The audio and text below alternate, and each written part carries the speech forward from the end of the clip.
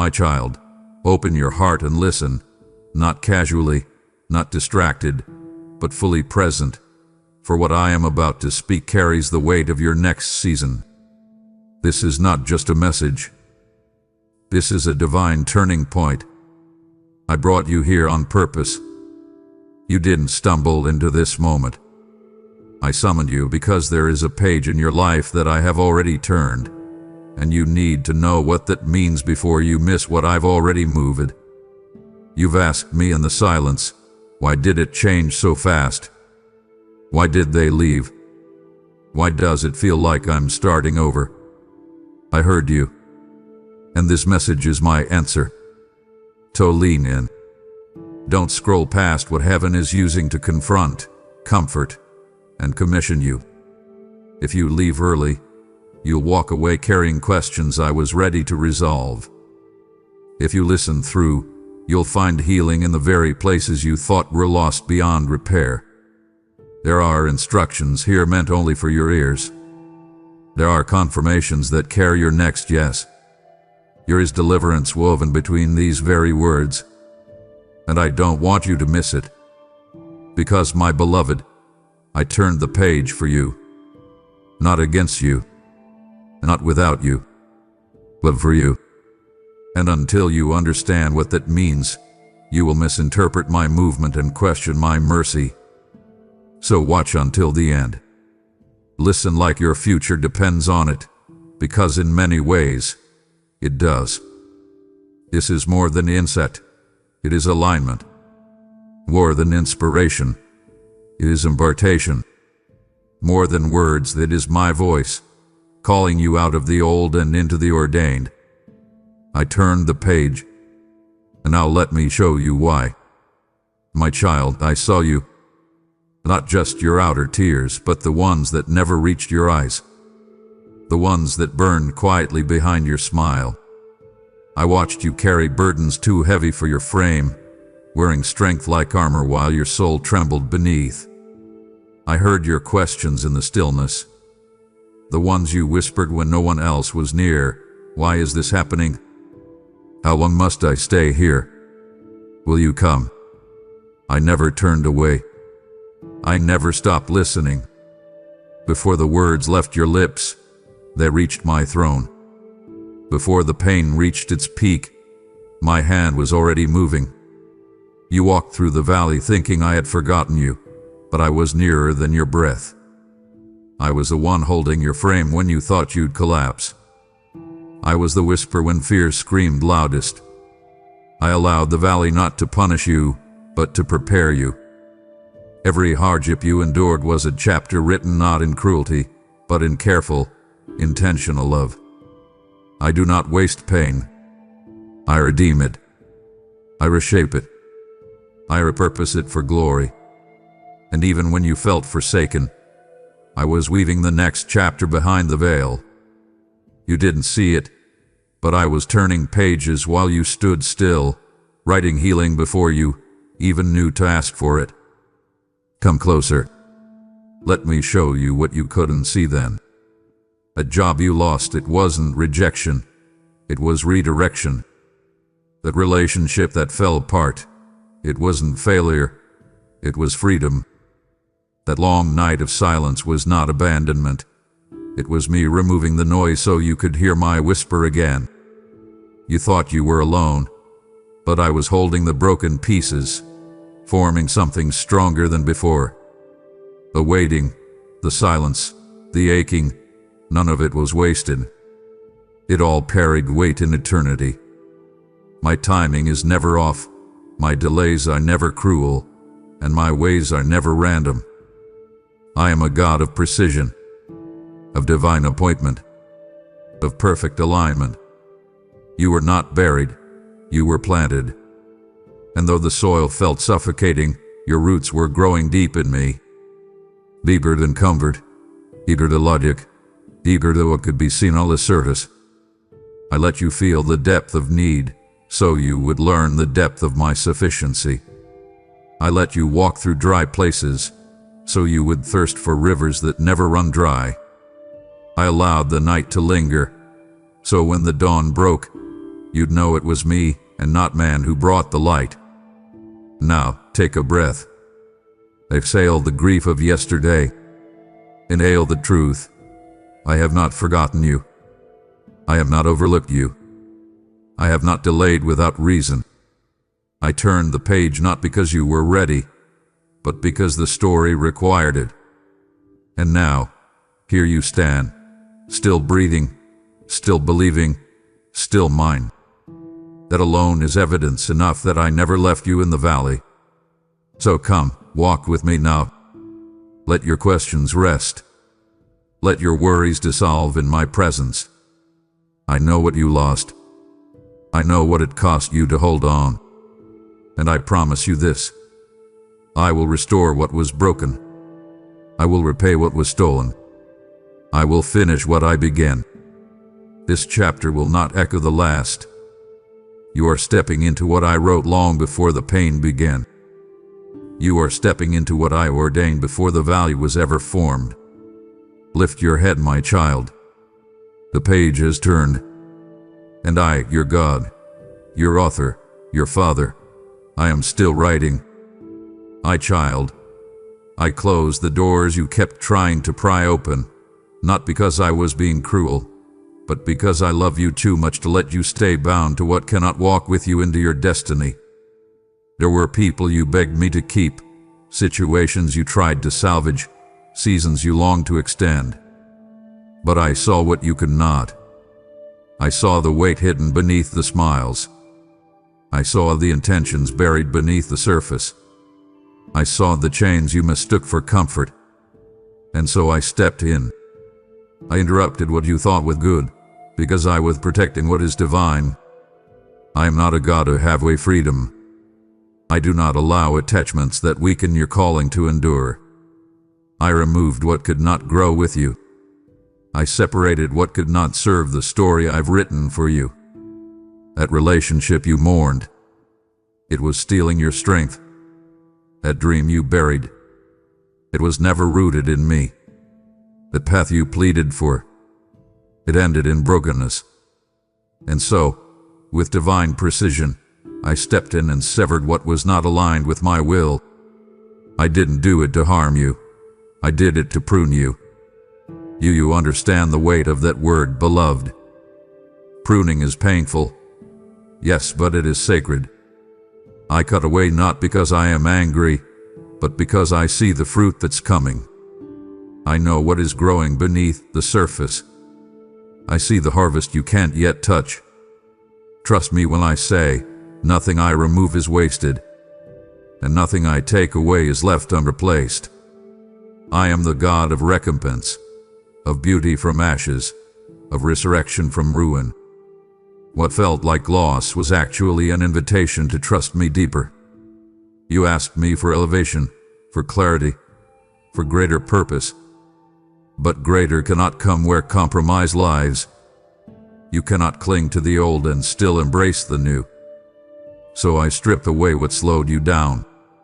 I closed the doors you knocked on in desperation. I blocked the paths you tried to resurrect. And I did it because I saw who you are becoming. You cried for restoration, but I had to make room first. You pleaded for destiny, but destiny demanded detachment. Now listen, what ended was not your punishment, it was your preservation. That no is not rejection, it is redirection. That closed door is not a curse, it is a covenant promise. I will never withhold what is holy. I will never block what is meant to bless you. If I close it, it's because something greater waits on the other side. Release the grief, my child. Let go of what no longer belongs to you. Stop trying to resurrect what I have buried. Trust the doors I've sealed. I closed them because I love you. I closed them to make room for resurrection. I closed them because what's coming is weightier than what was lost. And the next chapter cannot begin with hands still clinging to yesterday. My beloved, I do not edit your life according to the shifting winds of fear. I do not write my promises to fit your doubt. I am not waiting to see how things unfold. I am the one unfolding them. I declare the end from the beginning. I speak, and it becomes. I write, and it stands. You are not living some rough draft of your destiny. You are living the masterpiece I am writing with intention, precision, and eternal vision. You have questioned me, wondering if I made a mistake. You've looked at the pain, the setbacks, the confusion, and thought, did God change his mind? But hear me clearly now. I do not make errors. I do not fumble with your future. I do not scratch out chapters and start over in frustration. I am not editing your life. I am authoring it. And what I write, no man can erase. You are not a mistake being corrected. You are a wonder being revealed. Every scar, every stumble, every delay, it's all ink on the page of something holy. I am not ashamed of your past, and I am not intimidated by your weakness. I have already accounted for the detours. I have already woven redemption into every broken place. You don't have to rewrite what I've already redeemed. Stop trying to fix what I've already forgiven. Stop trying to erase what I've transformed. When I say you are chosen, that doesn't change when you fail. When I call you mine, the title isn't revoked when you fall short. My word over you is not a pencil mark. It is etched in eternity. You are not being edited. You are being unveiled.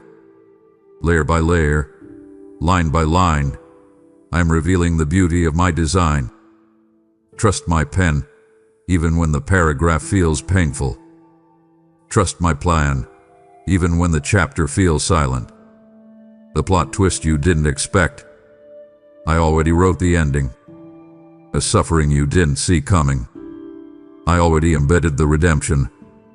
The waiting that stretches your soul. It's part of the rhythm of this divine narrative. Do not be afraid of the page you're on. I'm not panicked. I'm not revising. I'm writing. And I am the author who finishes what I begin. I am the Word made flesh, the voice who spoke creation into existence, and I am still speaking into your life. Let me write. Let me lead. Let me unfold what you can't yet see. You are my story, not my mistake. You are my poem, not a problem to be solved. Trust the ink. Trust the hand that holds the pen. I am not editing you. I am revealing my glory through you. Hear me now, my precious one. I did not leave you. When the chapter closed, when the shift happened, when you looked around and felt like everything familiar had disappeared, I was still there. I never walked away from you. I turned the page not to abandon you, but to advance you. And I carried you through that turning. You feared the silence, thinking it meant I had gone quiet. But silence does not mean absence. It means intimacy. It means I was leaning in, whispering truths too sacred for noise. I was walking beside you in the transitions you didn't understand, carrying the weight you couldn't bear. Every season that broke you, I bore with you. Every night you felt forgotten, I was watching over you. Do not believe the lie that says I left when the scenery changed. I am not bound by location or circumstance. I am with you in the garden and in the wilderness. I am God on the mountaintop and in the valley. When you walked into uncertainty, I didn't stay behind. I went ahead, and I also remained beside. I am the one who surrounds you. You saw the page turn and thought you'd been left to fend for yourself. But child, I am not a distant author. I am an ever-present father. I don't just write your story, I walk it with you. I'm not reading from afar. I am stepping with you word by word. I don't leave what I create. I don't forsake what I've redeemed. I stay. Even when you question, even when you fall, Even when you wander, my presence remains constant. So rise now. Let go of the fear that I've forgotten you. Let go of the pain that tells you you were left behind. Look again. I'm still here. I've always been here. And the turning of the page was not a dismissal. It was an invitation. An invitation to grow. An invitation to rise. An invitation to step into more than you imagined. The past chapter was necessary, but it is not where you belong anymore. I am leading you forward. I turned the page because I saw what was next. I turned it because I love you. I turned it so you could finally breathe again, dream again, trust again. You are not alone in this chapter. I am with you. Always. You have no idea how many times the enemy tried to break you. You don't see the schemes that were planned against you while you slept. But I saw everyone. I stood guard while the darkness plotted, and I blocked what you never even knew to fear. What was designed to end you, I transformed to elevate you. What should have crushed your spirit, I rewrote into the very breath that now testifies of my power. My child, you are still standing, not because the attack didn't happen, but because my hand was stronger. The betrayal that shattered your heart, the loss that drained the color from your world, the depression that whispered death into your soul, none of it succeeded. You thought those were endings, but I was birthing new beginnings in their ashes. You walked through fire, but it did not consume you. You faced the flood, but it did not drown you. Because I was there in the center of it all, weaving deliverance from destruction. Do not be ashamed of what you endured. Do not bury the moments you thought would kill you. Bring them into my light, because what once wounded you will now be your weapon. Your story is not one of defeat. It is one of redemption. Every scar on your heart is a sacred reminder that you survived. And not only survived, but were set apart. I did not leave you in the rubble. I stood beside you and breathed into your brokenness. I wrapped my strength around your weakness. I gathered your tears and turned them into rain that waters others. What the enemy meant for evil, I redirected for eternal glory. Your pain was not random. Your agony did not go unnoticed. I am the God who collects every tear, who bends low to heal every bruise, and who lifts the humble to places they never imagined. Stand tall now. What you've walked through is not shame, it is authority. You have been trained in the fire. You have been fortified through suffering. Now speak. Don't hide the chapters you wished never happened. Don't silence the testimony that shakes the gates of hell. Your voice carries weight in the spirit because it is soaked in resurrection. You know what it is to be at the bottom and to feel forgotten. And now you will be a voice for the voiceless, a beacon for the broken, a lighthouse for the lost. Lift your head, because you carry evidence of survival. You don't need a stage. I am the one who gives your voice power. You don't need applause. I give you impact. A cry others did not crush you. What silenced others now fuels your fire. You are the proof that I restore. You are the vessel through which my glory will be seen. So walk forward, my child, not as a victim of past battles, but as a living, breathing, victorious testimony. My child, don't stop here. I've only begun to unfold what your pain was preparing. If you walk away now, you'll miss the healing I authored for your next breath. It would grieve me to see you return to what I just rescued you from. Stay with me. I'm not done speaking to the places that still bleed. I know what you've been through. I've seen the rooms you cried in. I stood in the shadows when shame tried to name you. I heard the labels spoken over you. Failure, too much, not enough. And I tore every one of them from your identity. You are not the abandonment you suffered. You are not the sin you committed. You are not the mistake others defined you by. You are mine, and that alone changes everything. Stop replaying the worst moments like they own you. They don't. They cannot define you unless you give them permission. And I have not given them authority over you. What happened may have hurt you, but it didn't rewrite your value. What broke you did not break the covenant I made with you. You have been carrying the memory of pain like it is your identity, but I call you by a different name. You are not what you walk through. You are who I say you are. You are healed, even if you still feel the ache. You are redeemed, even if the story still stings. You are new, even if the past still knocks at your door. Release the guilt that was never yours to keep. Lay down the blame you've worn like a chain. I do not look at you through the lens of condemnation. I look at you through the blood of my Son, pure, beloved, restored. When I see you, I see the finished work. I see the victory. I see the masterpiece still unfolding, even if you're standing in the mess. Now rise in that truth. Stop apologizing for surviving.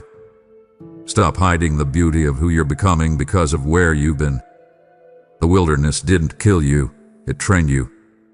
The fall didn't disqualify you, it humbled you. The delay didn't ruin you, it refined you. My child, do not accept any identity that I did not give.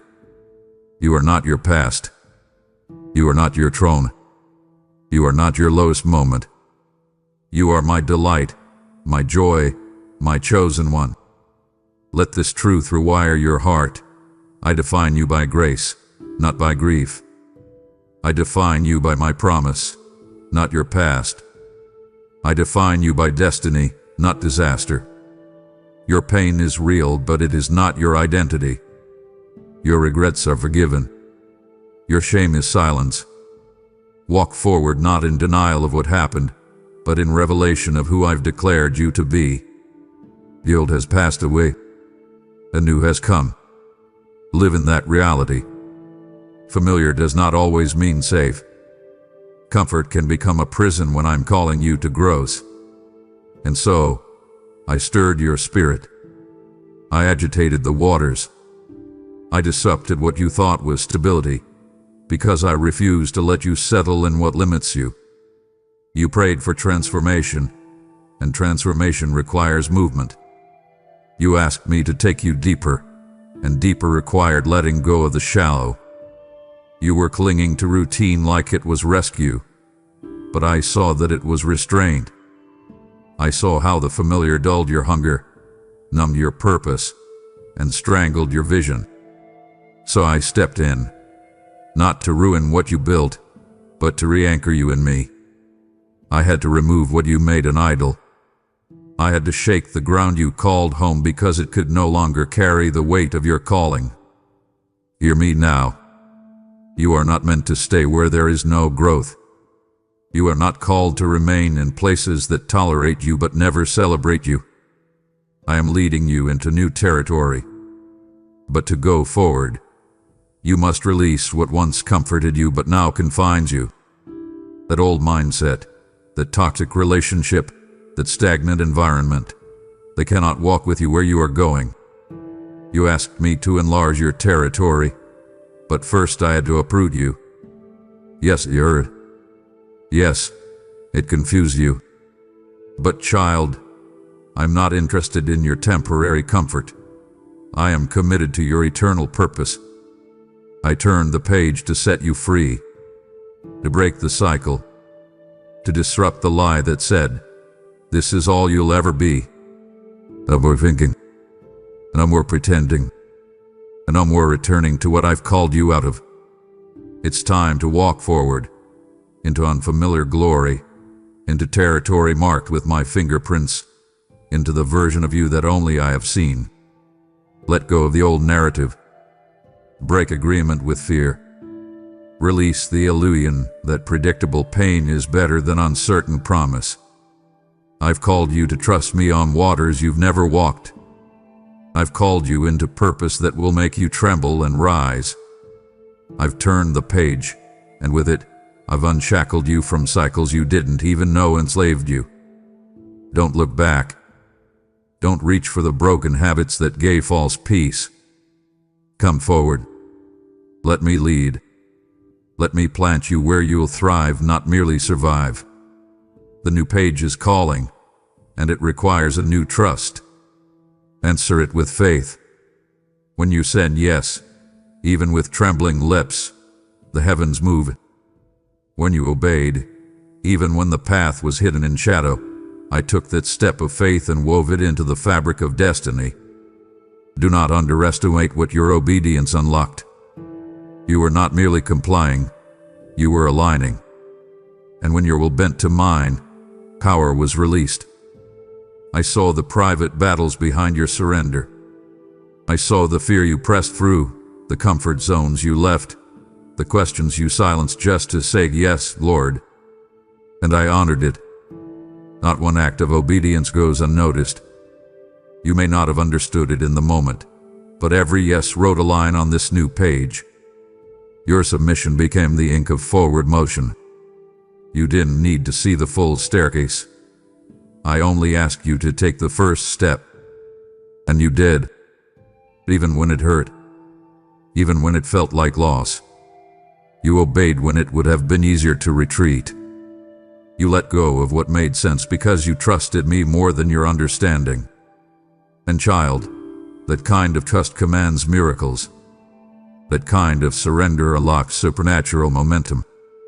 You didn't wait for all the answers. You followed me in faith. And that faith speaks louder in the spirit realm than 1,000 shouted declarations. I move at the sound of obedience. I act when your heart aligns with mine. You may feel like you've been waiting on me, but it was your obedience that signaled to heaven that you were ready. Ready not because you felt confident, but because you believed in my character more than your circumstances. Obedience is not about perfection, it's about position. It places you beneath my covering. It positions you to receive what disobedience blocks. You didn't need to be flawless to move me. You only needed to be willing. And you were. That willingness shifted the atmosphere.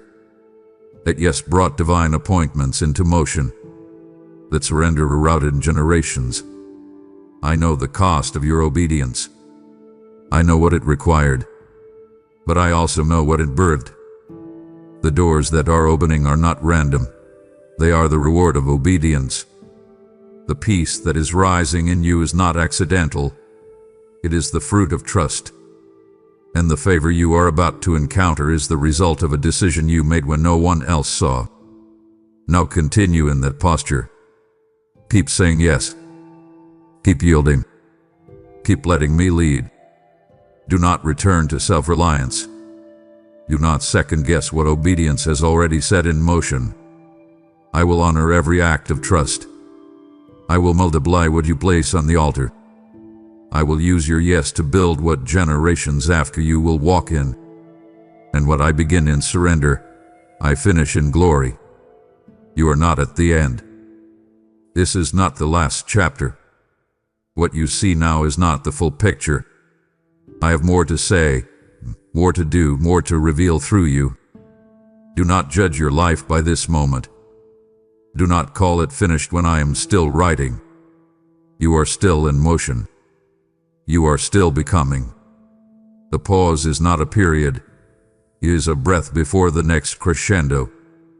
I have not abandoned my plan. I have not forgotten my promise. Delay is not denial. It is development. I am crafting character while you wait. I am refining your vision. I am removing the noise so you can hear me more clearly. What feels like stagnation is sacred preparation. I build slow because I build strong. I take my time because I dread the outcome. And you, my beloved, are worth building well. You've looked at others and wondered why their story seemed to progress faster. But I'm not writing their story in you. I'm writing something unique, something eternal, something that requires depth. I am not interested in quick results. I am after lasting fruit, and lasting fruit requires deeper roots. I have been planting you in places where no one applauds, so that when the platform comes, you will stand unshaken. Do not grow weary. You are not being overlooked. You are being readied. I still have psalms for you to sing, prayers for you to pray, battles for you to win. I still have people who need what I placed inside you. You have not missed your moment. You are not too late. You are not behind. You are right on time in my divine rhythm. I have not stopped dreaming over you. I have not withdrawn my hand. I have not changed my mind. What I began, I will complete. What I spoke, I will fulfill. I am not bound by time, and I do not abandon what I create. You are still in progress, and that is holy. Let yourself breathe in the grace of process. Let yourself rise in the joy of knowing this is not the end. Keep walking. Keep trusting. Keep bringing me your heart. I am still writing, and the next lines I pen will make sense of what you couldn't understand before. You are not finished. You are unfolding. And what is coming will be more beautiful than you dared to imagine. Your prayers were not lost in the silence. I heard them all. The whispered ones in the dark. The desperate ones through tears. The wordless ones groaned from a weary heart. You thought I wasn't listening, but I was closer than you knew. Every prayer you've ever prayed has been gathered like incense before my throne. Not one was dismissed. Not one went unnoticed. And I turned the page because your prayers moved heaven. It wasn't your perfection that moved me. It was your faith. Faith not in your ability to get it right, but in my heart to respond. I am not a distant God requiring flawless requests. I am a tender Father moved by the cries of my children. I heard your hunger before you even found the words. I saw your surrender in the silence between your sighs. And when your heart bent in trust, I moved in response. Prayer is not a ritual, it is partnership. And you, my child, partnered with me in faith. You aligned your desires with mine. You laid down your agenda and said, your will, not mine. And in that moment, heaven began to write a new chapter. You didn't see it instantly, but I was already orchestrating details behind the veil. I was setting people in motion, realigning timelines, redirecting outcomes. You asked for healing. I started restoration. You asked for clarity. I began unveiling. You asked for breakthrough. I opened what was sealed. But I didn't just answer you according to your words. I answered you according to your heart. I saw beyond what you asked for and gave you what you truly needed. That is my love in action. You thought I was silent, but I was gathering the rain to pour it all at once. I was preparing the suddenly. I was aligning your heart to handle what you'd been praying for. I turned the page not just to change your circumstance, but to honor your cry. I did it because you dared to believe. I did it because you trusted me when nothing made sense.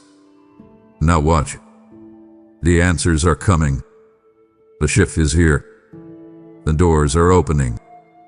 And you will know it was your prayers that moved my heart.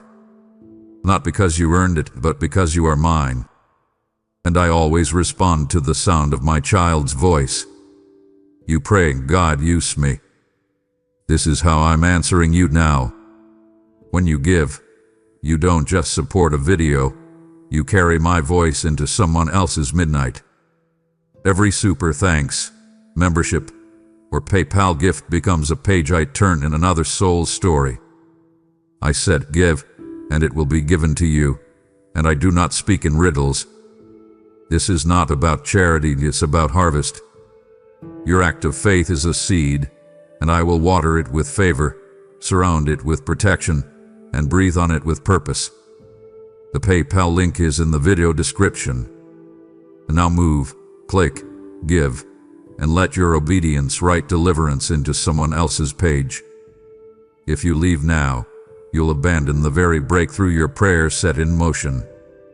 You've cried, God, I want more, yet you stand on the edge of retreat. My heart longs to finish this conversation, to place strength where weakness tried to reign. To walk away now would be to silence the answer I've waited to give you. Keep listening, your deliverance is in the next breath. You cannot walk into the future while thinking like the past. You cannot carry forward the language of lack, the posture of fear, or the mindset of survival and expect to thrive in the space I've prepared. My child, the new page I've turned requires a renewed mind. What once protected you has now become your limitation. What once made sense in the old chapter will now sabotage the unfolding of this new one. I am not just inviting you into new terrain. I am calling you to think from a higher place. Let go of the lies you made agreements with. You are not too broken. You are not unworthy. You are not disqualified. Those voices that have followed you, the ones that sounded like your past, your pain, your critics, they do not have authority here. I have broken their grip. You no longer need to think like a slave when I've called you a son. You do not need to calculate your steps in fear when I have promised to guide your path. Do not rehearse the disappointments of yesterday as if they will define tomorrow. Stop treating temporary losses as permanent truths. I am shifting your perspective so that you see with kingdom clarity. You must begin to speak what aligns with my spirit, not what echoes your fears. Say what I say. Declare what I've declared. I am renewing your thoughts so that you no longer speak death over what I have blessed. This is not a mental exercise. It is spiritual transformation. It is not about pretending. It is about aligning. You are stepping into a place that requires boldness birthed from intimacy. And that kind of boldness only grows where my truth is planted. Feed your mind with my word. Saturate your inner world with my voice. The battlefield is not around you, it is within you. And I have equipped you to win. Every time you speak life when death surrounds you, you establish territory. Every time you choose hope over despair, you silence the accuser. Every time you believe my promise over your circumstance, you make space for the miraculous. The old you cannot survive in this new environment. That version of you that walked in insecurity and timidity, that version is gone. I am calling forth the warrior, the beloved, the one clothed in strength and dignity. Take every thought captive. Do not allow your mind to become the playground of the enemy. Stand guard at the gates of your mind. Speak truth even when your emotions tremble. This is not about feeling, it is about believing. And what you believe will shape everything that follows. The mindset of the past was reaction. The mindset of the kingdom is revelation. Walk in it. Think higher. Speak differently. Dream bigger. Let my spirit reshape the way you see, feel, and move. Because what I am doing now cannot be contained by old patterns. And who you are becoming will not fit into who you used to be. You have stepped into unfamiliar ground. You feel the shift, the stretch, the weight of responsibility pressing against your chest. But hear me clearly. You are not walking into this chapter alone.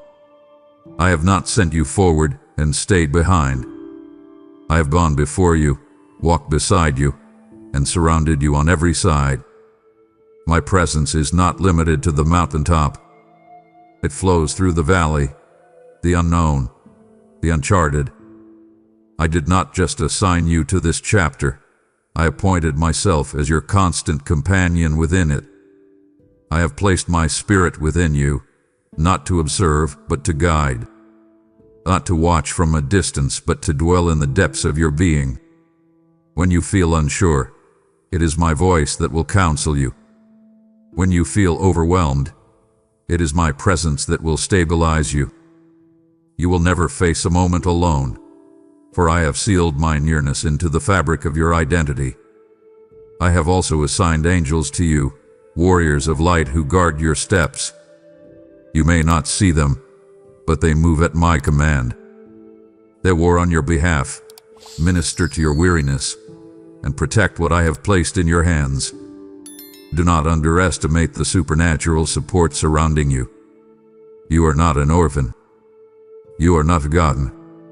You are a citizen of heaven walking through earth with divine backup.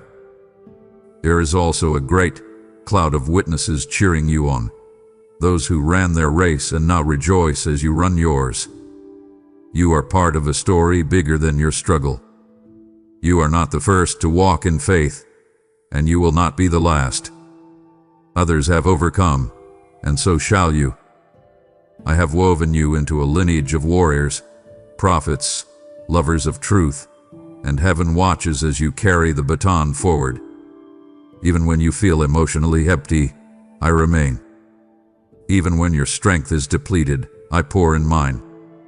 Even when you stumble, I hold you. You are not a burden to me. You are not too much. You are my beloved, and I am invested in your victory. I did not bring you this far to leave you stranded. I am too faithful to abandon what I began. My commitment to you is not seasonal, it is eternal. So lift your eyes. When fear rises, call on me. When doubt whispers, rebuke it with truth.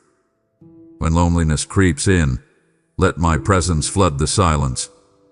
You are never alone, not in the morning, not in the midnight, not in the moments of deep questioning. I am with you still. I walk this page with you, word by word, line by line, breath by breath. You've learned to equate silence with distance, but I need you to unlearn that now. Silence does not mean I've left you. It does not mean I've stopped working. It means I am drawing you into deeper stillness, into the holy hush where my whispers become clearer than the world's noise. After the page turns, there is always a pause. Not because I have nothing to say, but because I want you to hear me in a different way. You are used to movement being loud. You are used to clarity arriving in signs and wonders. But now I am training you to discern me in quiet currents. The absence of noise is not the absence of me. It is the cultivation of awareness.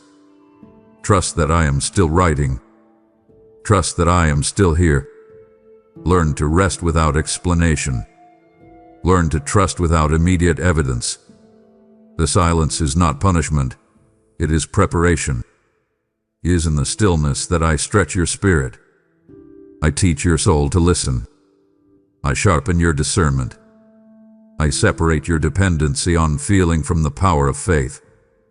In this pause, I'm not holding back. I'm inviting you forward, but inward first. Do not rush to fill the silence. Don't run from what feels empty. Sit with me there. Let me speak in new ways. Let me reveal myself not through the fire, not through the earthquake, not through the wind, but in the gentle whisper. That whisper will rewire you. It will anchor you. It will remind you that I am enough, even when the answers delay. You are not being punished. You are being purified. You are not forgotten. You are being fortified. I am teaching you to walk by faith, not by noise. I am reminding you that my presence is deeper than a feeling. And as you sit in the stillness, as you choose to trust without proof, you are being transformed. Breathe deep. This silence is sacred. This moment is holy. This quiet is not the absence of me. It is the fullness of me in a different form. Let it do its work. Let it heal what noise could not. Let it draw you into communion that performance could never create. I am still here. I am still good. And I am still writing, even in the silence. You have allowed your past to sit in the seat of judgment for far too long. You've let it speak into your worth, into your future, into your perception of what is possible. But now I tell you the truth that breaks chains. Your history cannot cancel what I've declared over you. It cannot veto what I ordained before time even began. Your mistakes do not intimidate me. Your failures do not alter my plan. I knew the entirety of your story when I called you. I saw every fall, every detour, every decision, and I still said, "You are mine." Stop assigning finality to seasons I already redeemed. Stop letting former things determine how you walk into future ones. Your past has a place, but it does not have permission to rule you. It is not your blueprint. It is your backdrop. I use every fragment of it, not to chain you, but to launch you. The pain that shaped you will now fuel your purpose. The detours you once despised will become the bridges into your destiny. I never waste the journey. Do not look at where you came from as evidence of what you deserve. I do not bless you based on where you've been. I bless you based on who you are becoming in me. And that becoming cannot be stopped by anything written in the chapters behind you. The enemy has tried to convince you that your history disqualifies you. But I am the one who specializes in using broken vessels to carry eternal glory. You are not your background. You are not your generational patterns. You are not your trauma. You are not your title, your status, or your former reputation. You are my vessel, recreated, repurposed, reborn. I do not consult your past when I author your future. I consult my word, and my word does not return void. You have feared being exposed. You have feared that what you hidden would discredit you. But I do not reveal to shame. I reveal to heal. I bring the past into the light, not to accuse you, but to extract its power. Once exposed to truth, it no longer holds authority over your identity. Step out from beneath that shadow. The labels others gave you do not have eternal signatures. I have written my name over your life, and no one can erase what I seal. The story I'm writing is not one of escape. It is one of elevation. I will use every chapter of your history, not as a ceiling, but as a testimony of my grace.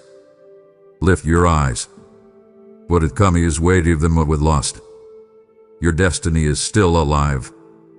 Your purpose is untouched by time. I have not changed my mind. I have not rescinded the promise. You are not too late, and no page in your past can hold back what I prepared for your future.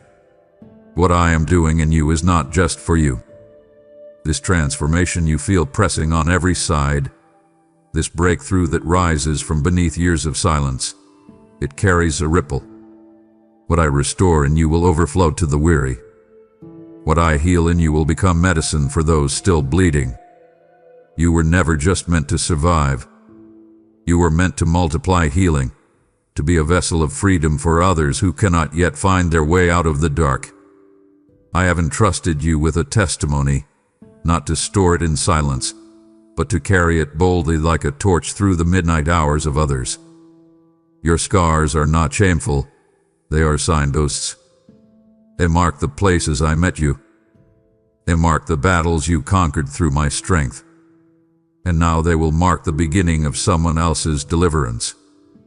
Do not underestimate the power of your restoration. When you speak of what I've done, shackles begin to loosen. When you carry your story in truth and courage, you carve paths through impossible terrain. Your obedience opens doors not just for you, but for generations. I have blessed you to be a blessing. I have poured into you so you can pour into others without fear of running dry. My supply does not end, and what flows through you will not be diluted by your past. You thought your struggle was solitary, but I was shaping a voice that could reach those who speak the language of pain. You thought your journey was private, but I was preparing a legacy that would speak long after you are gone. Every page I turned with others in mind, Every miracle I worked in you, I planned as a gateway for someone else's freedom.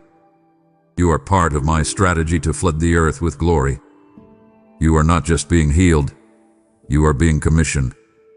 You are not just being delivered, you are being sent. What you overcame will now break chains in others. What once silenced you will now empower your roar. You will walk into rooms, and atmospheres will shift, not because of your strength, but because of my glory flowing through your yielded heart. This is not performance. This is divine purpose. You do not need a platform to carry power. You do not need applause to leave impact. You need only to stay surrendered. I will use you in ordinary moments to release extraordinary breakthrough. Your healing will become contagious. Your freedom will overflow. Your words will carry my weight. The blessing is never stagnant. It multiplies. And what I've begun in you is only the seed. Watch what I grow through you. My beloved, to pause now would be to interrupt the unveiling of my glory in you. I turn the page not just for your comfort, but for my kingdom. Would you halt the hand of the author midway? Would you settle for survival when I am preparing you to carry fire? Grieve not my spirit by closing this moment. Lean in. I have more to pour. You have wondered why the season shifted so suddenly. You have asked why the terrain beneath you changed without warning. And now I reveal the reason. I turn the page not merely to promote you, but to display my glory through you. The world is watching for a glimpse of me. And through your life, I will be seen. Through your restoration, I will be magnified. Through your obedience, I will be exalted. This page is not about your comfort. It is about my kingdom. I am not just delivering you. I am transforming you into a vessel of my presence. Your process was not punishment. It was preparation. I allowed the wilderness not to break you, but to strip away what could not carry my weight. I permitted the fire not to destroy, but to purify. What felt like delay was me refining the gold within you. Now, the time has come for you to shine, not for attention, but for divine reflection. Do not think that your story is small. When I mark a life, even the smallest ripple becomes a wave in eternity. I am the author of glory, and I choose vessels the world overlooks. I lift the humble, not the proud. I raise the surrendered, not the self-made. And you, my child, have given me space. Now I will fill that space with myself. Miracles are not reserved for the platform. They are birthed in quiet rooms where faith meets fire. And I have seen your private faithfulness. I have seen your secret sacrifice. I have heard the prayers you prayed with trembling. And now I will reward openly what you stewarded in secret. My glory will flow, not as a spectacle, but as a steady river. It will heal. It will deliver.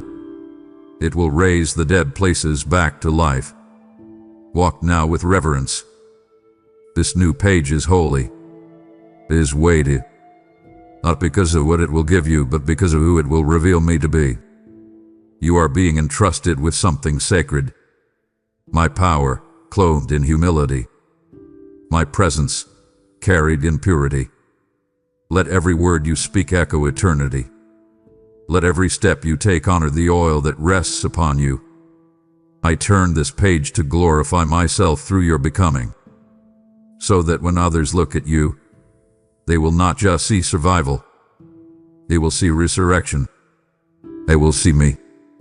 There's a reason I turned the page.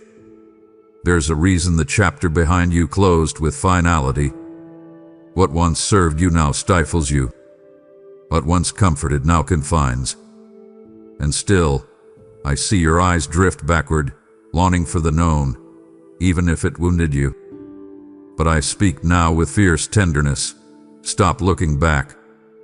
You were not made to live in reverse. What is behind you has no life left to offer. Looking back will rob you of the glory ahead. It will blind you to what I am building. It will resurrect fears I already defeated. My child, you cannot carry the weight of yesterday while reaching for tomorrow. Let go. Stop trying to rewrite what I have already redeemed. I do not bring you forward only to have you gaze at ruins.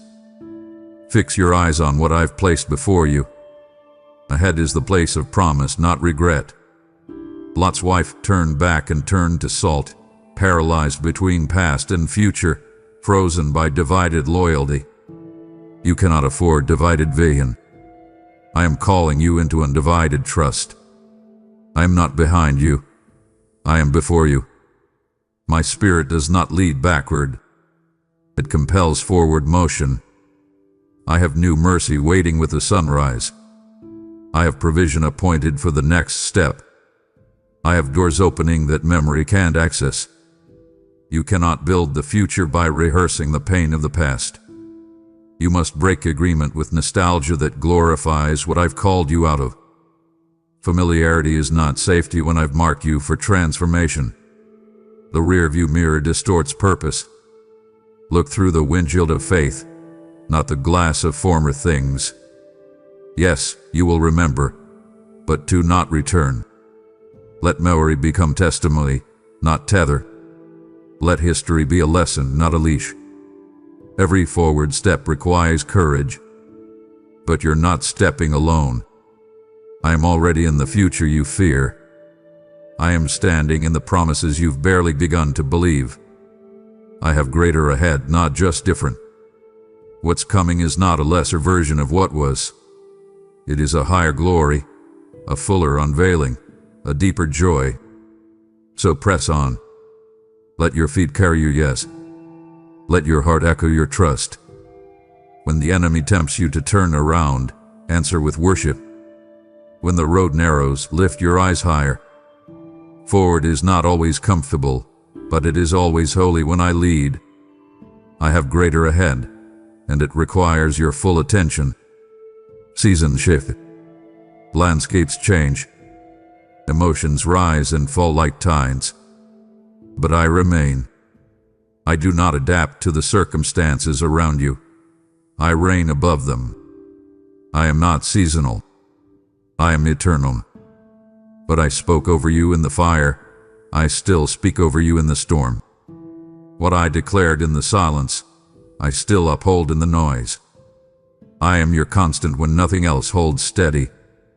When you were in the valley, I was the whisper that sustained you. When you stood on the mountain, I was the wind that refreshed you. I do not waver in my affection. I do not alter my promise. I do not withdraw when you fail or inch closer only when you succeed. I am faithful, not because of what you do, but because of who I am. You've mistaken shifting feelings for shifting truth. But I do not change when your circumstances do. My consistency is your anchor. My presence is not dictated by your performance. I was with you when you fell. I was with you when you rose. I was there when the page turned.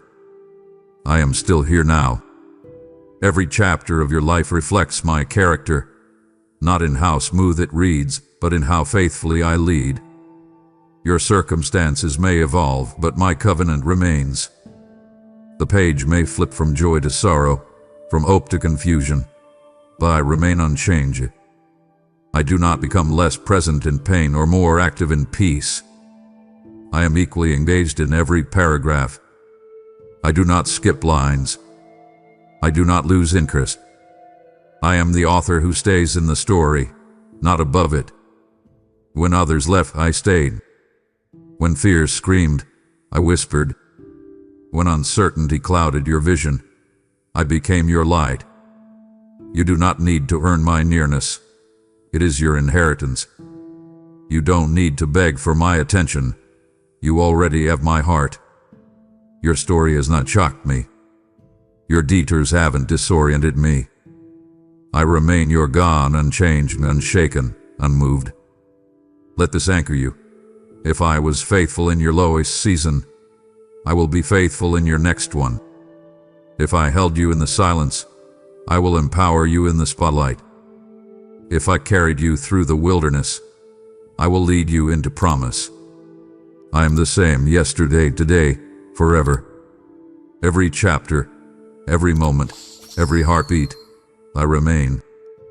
Do not wait for every promise to manifest before you rejoice.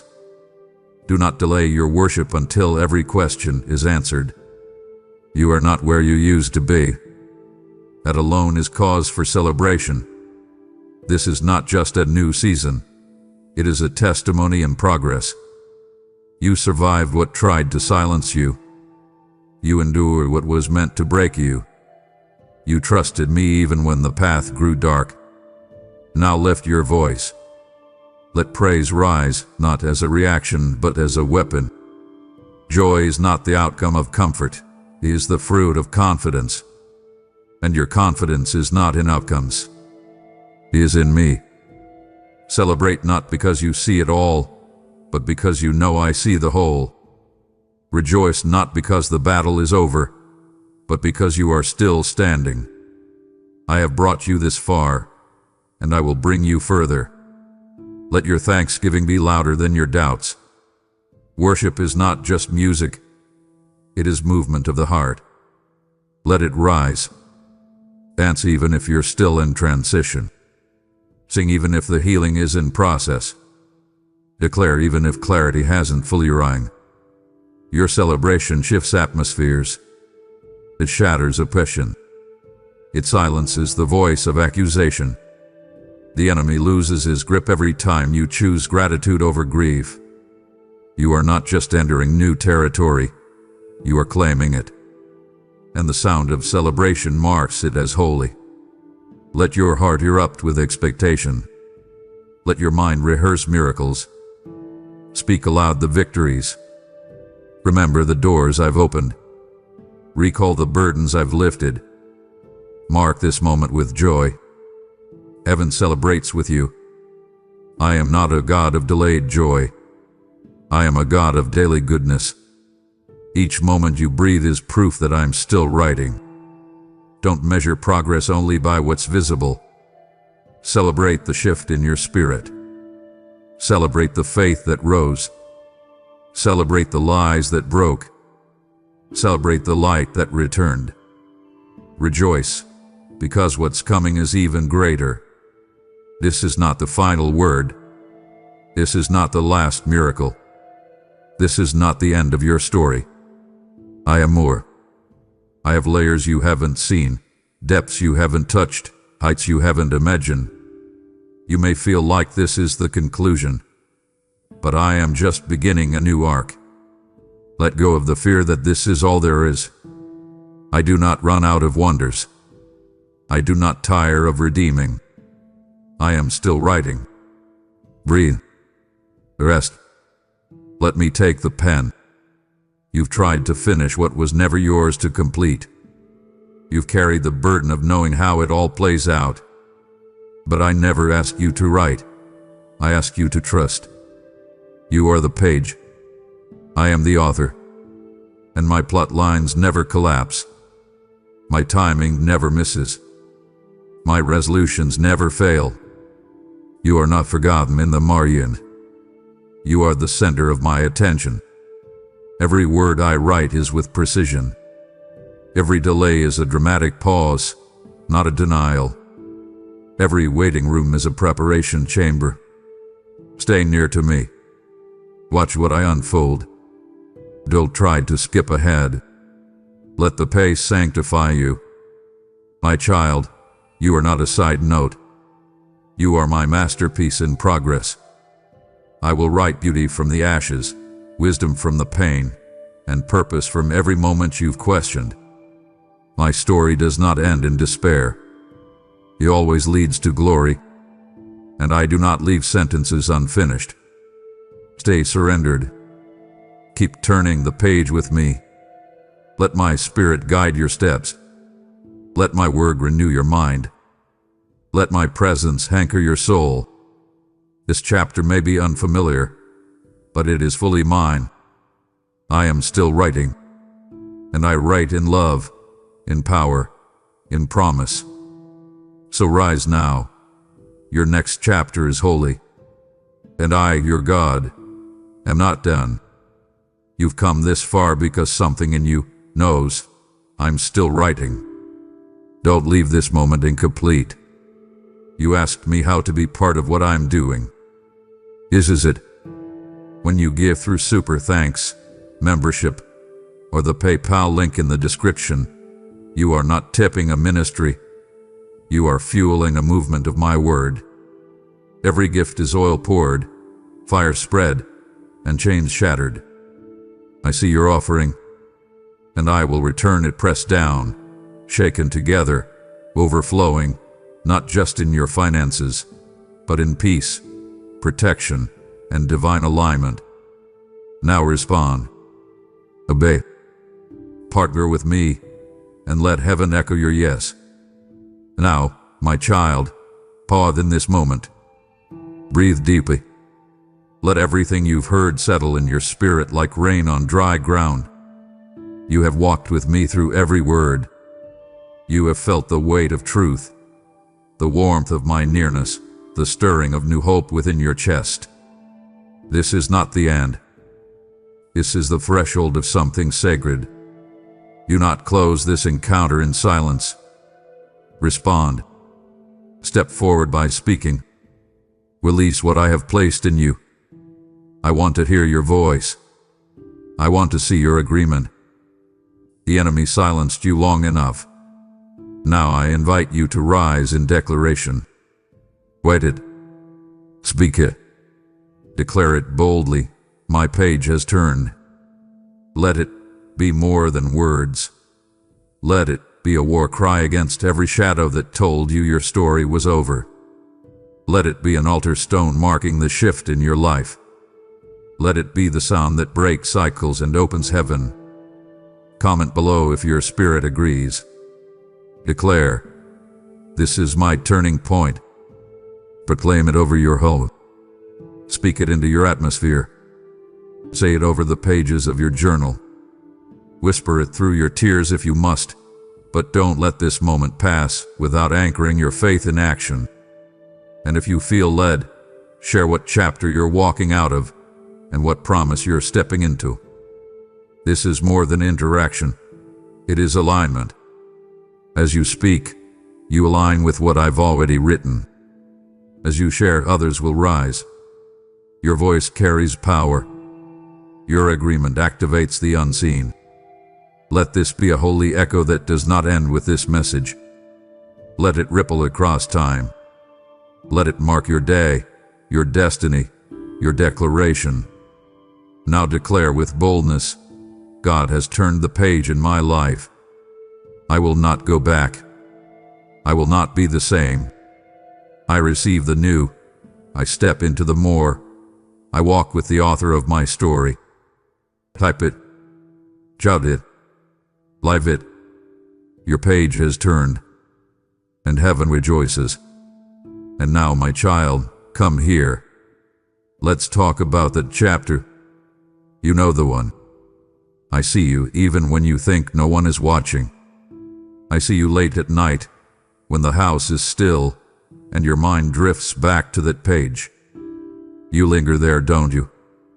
Your finger traces the words of heartbreak, reading the lines of betrayal and disappointment, as if you are trying to find a different ending that isn't there.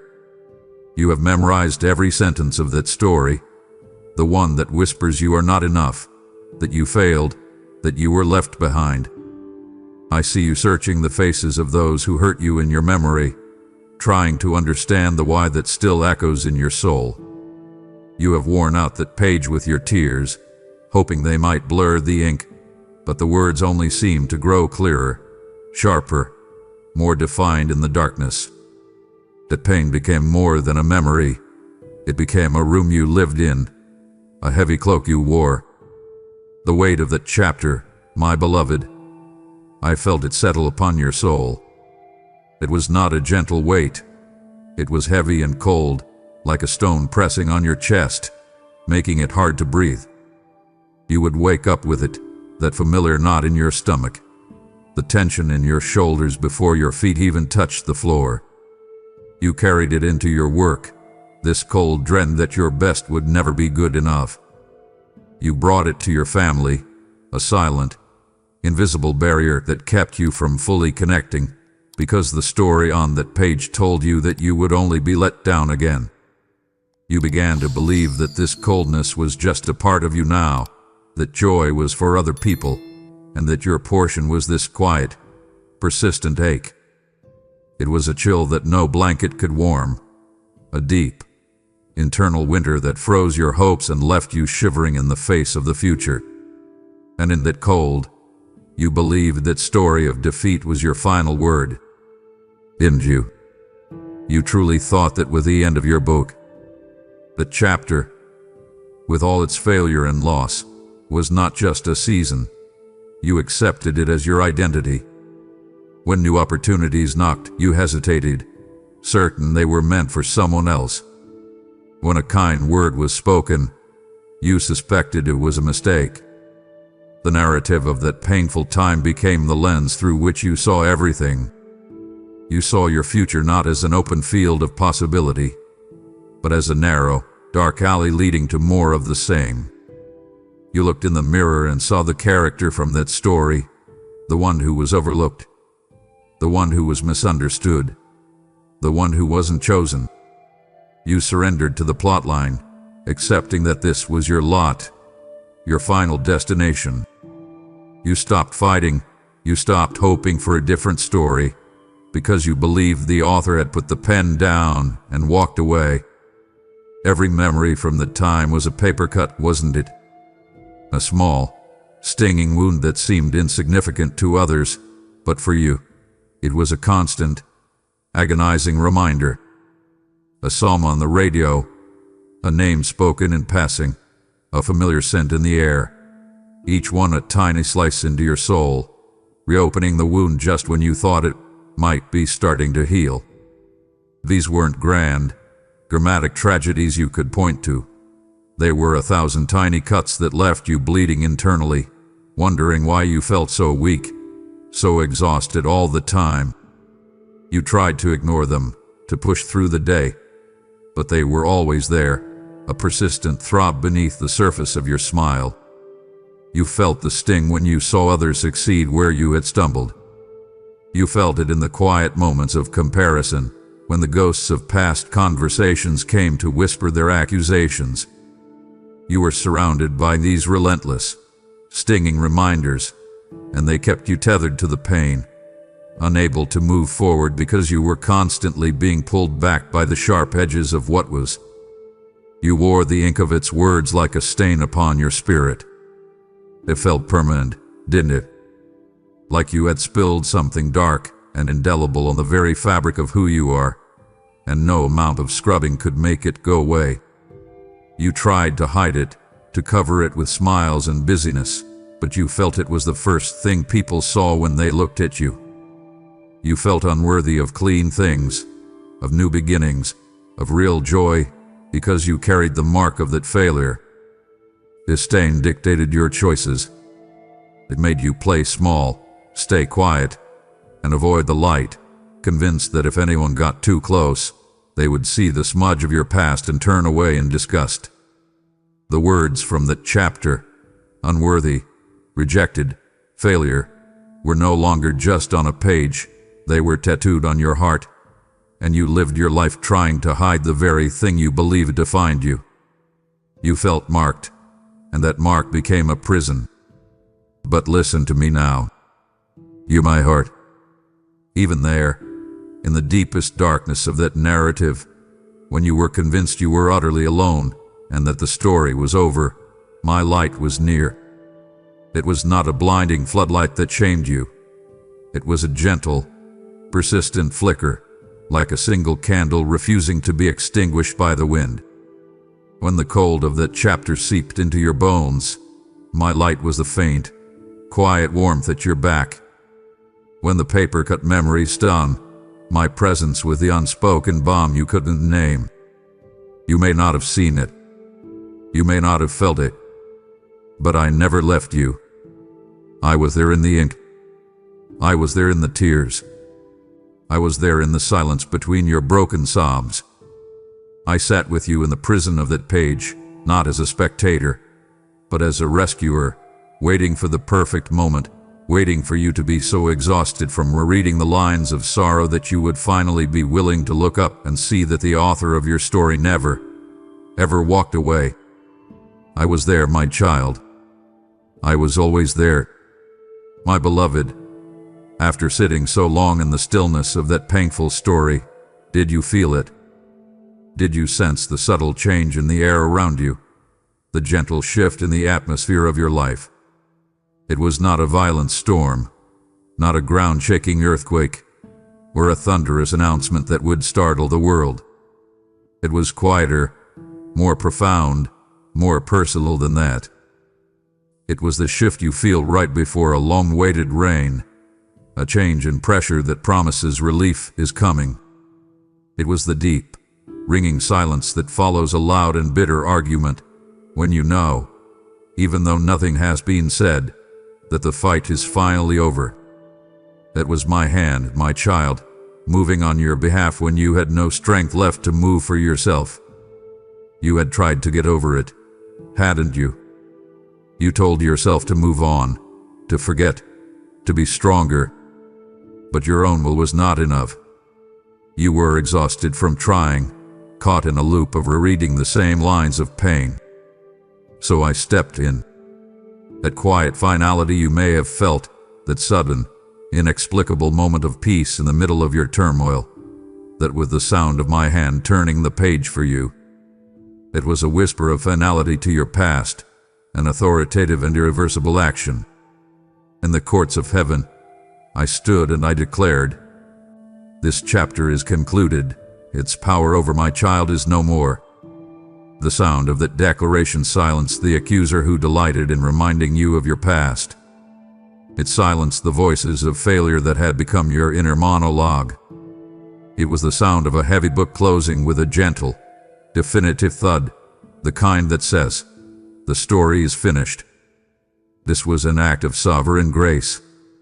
It was not a negotiation or a reward for your efforts. It was a rescue. I saw you drowning in the ink of that page, and I reached in and pulled you out. I did for you what you could not do for yourself. I forced the turn. You must understand this. You did not earn this new page. You could not have achieved it through more striving or greater willpower.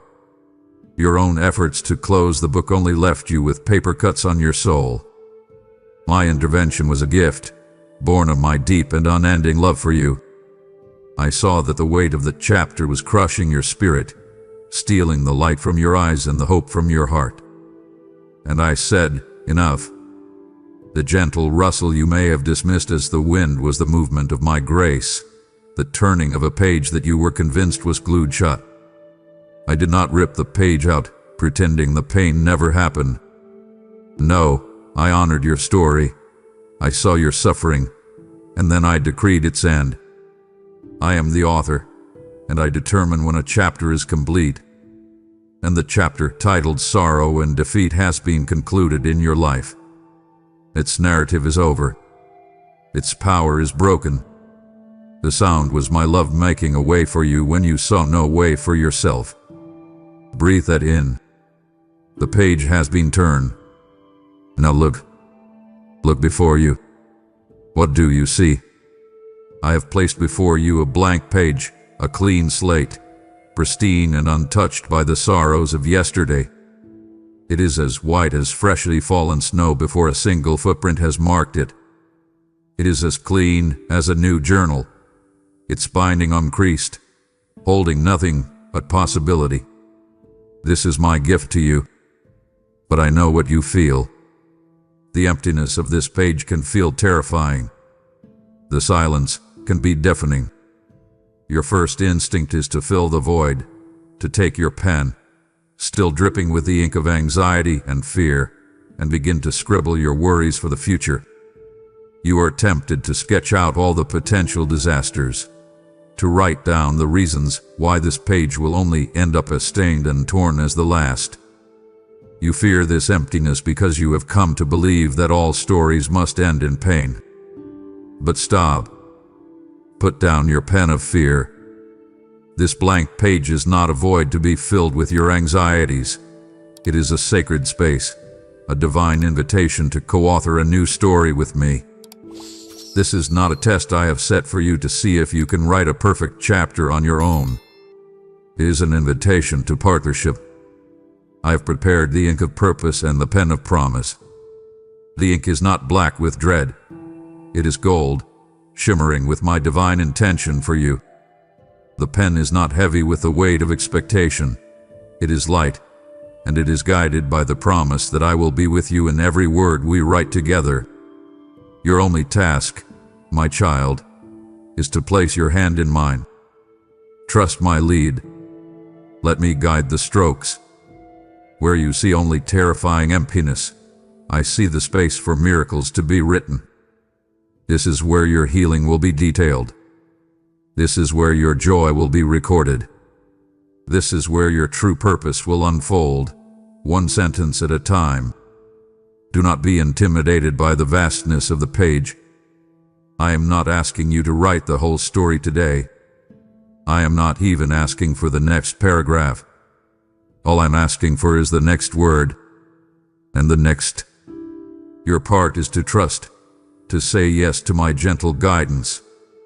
When you are tempted to worry about the end of the chapter, I invite you to find the beauty in the sentence we are writing right now. This emptiness is not a sign of my absence.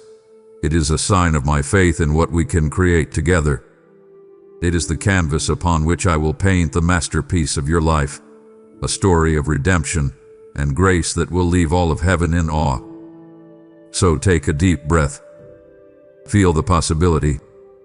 This blank page is not a threat. It is a promise. It is the beginning. Let us begin. My child, as we stand on the edge of this new page, we must agree on something. The characters of your last chapter have no place in this new one. They cannot come with you. I know they follow you. I see them. The ghosts of what was still whisper to you, their voices like echoes in an empty room.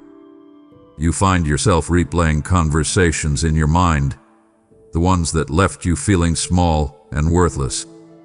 You dissect every word, every nuance, every look, searching for clues to a mystery that has already been solved. These ghosts have haunted you long enough. It is time to evict them from the holy ground of your heart. They are characters from a story that is over, and they have no lines in this new script. Let it go. I am commanding you now, with all the love in my heart, to release them. Release the conversations that cycle endlessly in your mind. Release the need to have the last word, the need to be understood by those who are committed to misunderstanding you. I have unbound you from the expectations that held you captive. That uniform of people pleaser or peacemaker at any cost that never truly fit you, take it off. I am giving you permission to disappoint those who demand you stay in the box they built for you. The guilt you carry is from a story that has already ended. It is a debt from a canceled account. You keep trying to pay for something I have already marked paid in full with the blood of my son. Listen to my heart on this. I am the author of life, not the archivist of your forgiven sins.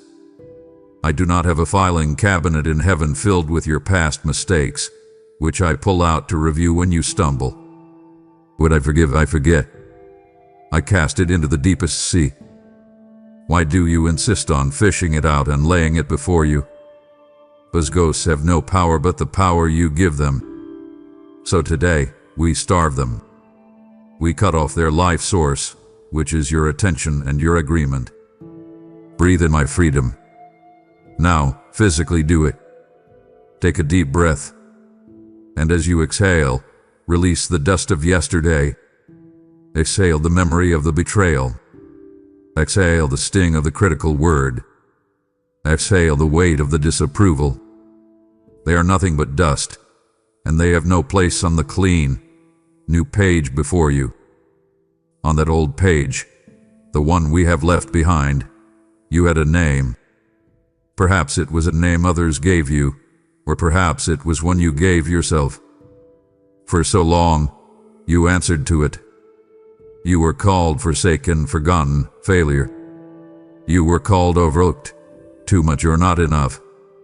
These names were scrawled in the margins of the chapter, and you began to believe they were your true identity. When you heard those names whispered by the enemy or by your own fears, you accepted them as truth. They became the labels that defined your worth and dictated your actions. You lived as if you were forgotten. You acted as if you were a failure. You hid as if you were unworthy of being seen. That name was a heavy chain that kept you tethered to that page of pain. But on this new page, this clean slate, before we even write the first sentence of the story, I have already written something. Look closer. At the very top, as the title of your new reality, I have written your true identity. You are no longer forsaken. You are chosen. You are not forgotten. You are beloved. You are not a failure, you are redeemed. Above all, you are mine. This is your new name. This is not a title you must earn through good behavior. It is not a goal you must strive for. It is the fundamental, unshakable truth of who you are, established before the foundations of the world were laid. It is a truth you must embrace with every fiber of your being. I want you to take this new name and make it your own. Read it aloud. Say it now. I am beloved. I am chosen. I am redeemed. I am yours. Say it again. Let the truth of it wash over the lies you have believed for so long. I command you to read it until it becomes the rhythm of your heart, the automatic response to every accusation. When the ghost of your past whispers, "You are a failure," your heart will beat back, "I am redeemed." When you feel the sting of rejection, your soul will sing, "I am chosen." When the loneliness creeps in, your spirit will declare, "I am beloved." This new name is your shield against the lies of the enemy. It is your new passport, granting you access to all the promises and blessings of my kingdom. It is the key that unlocks every door I set before you. This is who you are now. Live from this truth. My child, I have just given you your new name. Please, do not walk away now, before I have had the chance to show you what it truly means to live in this new identity. To stop here would be to accept the title but refuse the inheritance. It would grieve my heart deeply to see you content with the name on the page, but never experience the reality of the life that comes with it. There is so much more I have to tell you about the grace that makes it all possible. Stay with me. Now that you know your new name, you must understand the theme of this new chapter. It is essential, for it sets the tone for everything that will be written from this moment forward. Every word, every sentence, every paragraph from this point on is soaked in my unmerited favor. The theme of this chapter is grace. This is not a subplot or a minor motif. It is the great, overarching reality of your new story. It is the light that will illuminate every sentence, the divine ink in which every word is written. You have lived so long under the theme of striving, of earning, of fearing you will not measure up. That theme belongs to the old book. This one is different. In the pages to come, you will not find condemnation. You will not find a God who is keeping score, waiting for you to make a mistake. What you will find is a Father who is endlessly patient, whose love is not dependent on your performance. This chapter speaks of a profound and beautiful mystery. It speaks of strength, being found in your very weakness. It tells the story of how my power is not drawn to your perfection, but is actually made perfect, complete, and most visible in your fragility. The places where you feel weakest, the areas you have tried to hide from me and from others, Those are the very places where my grace will shine the brightest. Your cracks and imperfections are not liabilities. They are the fault lines through which my glory will erupt. This divine theme of grace overrides every other plot line. When a plot of failure tries to emerge, grace will rewrite it as a story of redemption. When a scene of fear begins to unfold, grace will transform it into a moment of profound trust. You must let this theme sink deep into your spirit. You must stop trying to earn what I have freely given.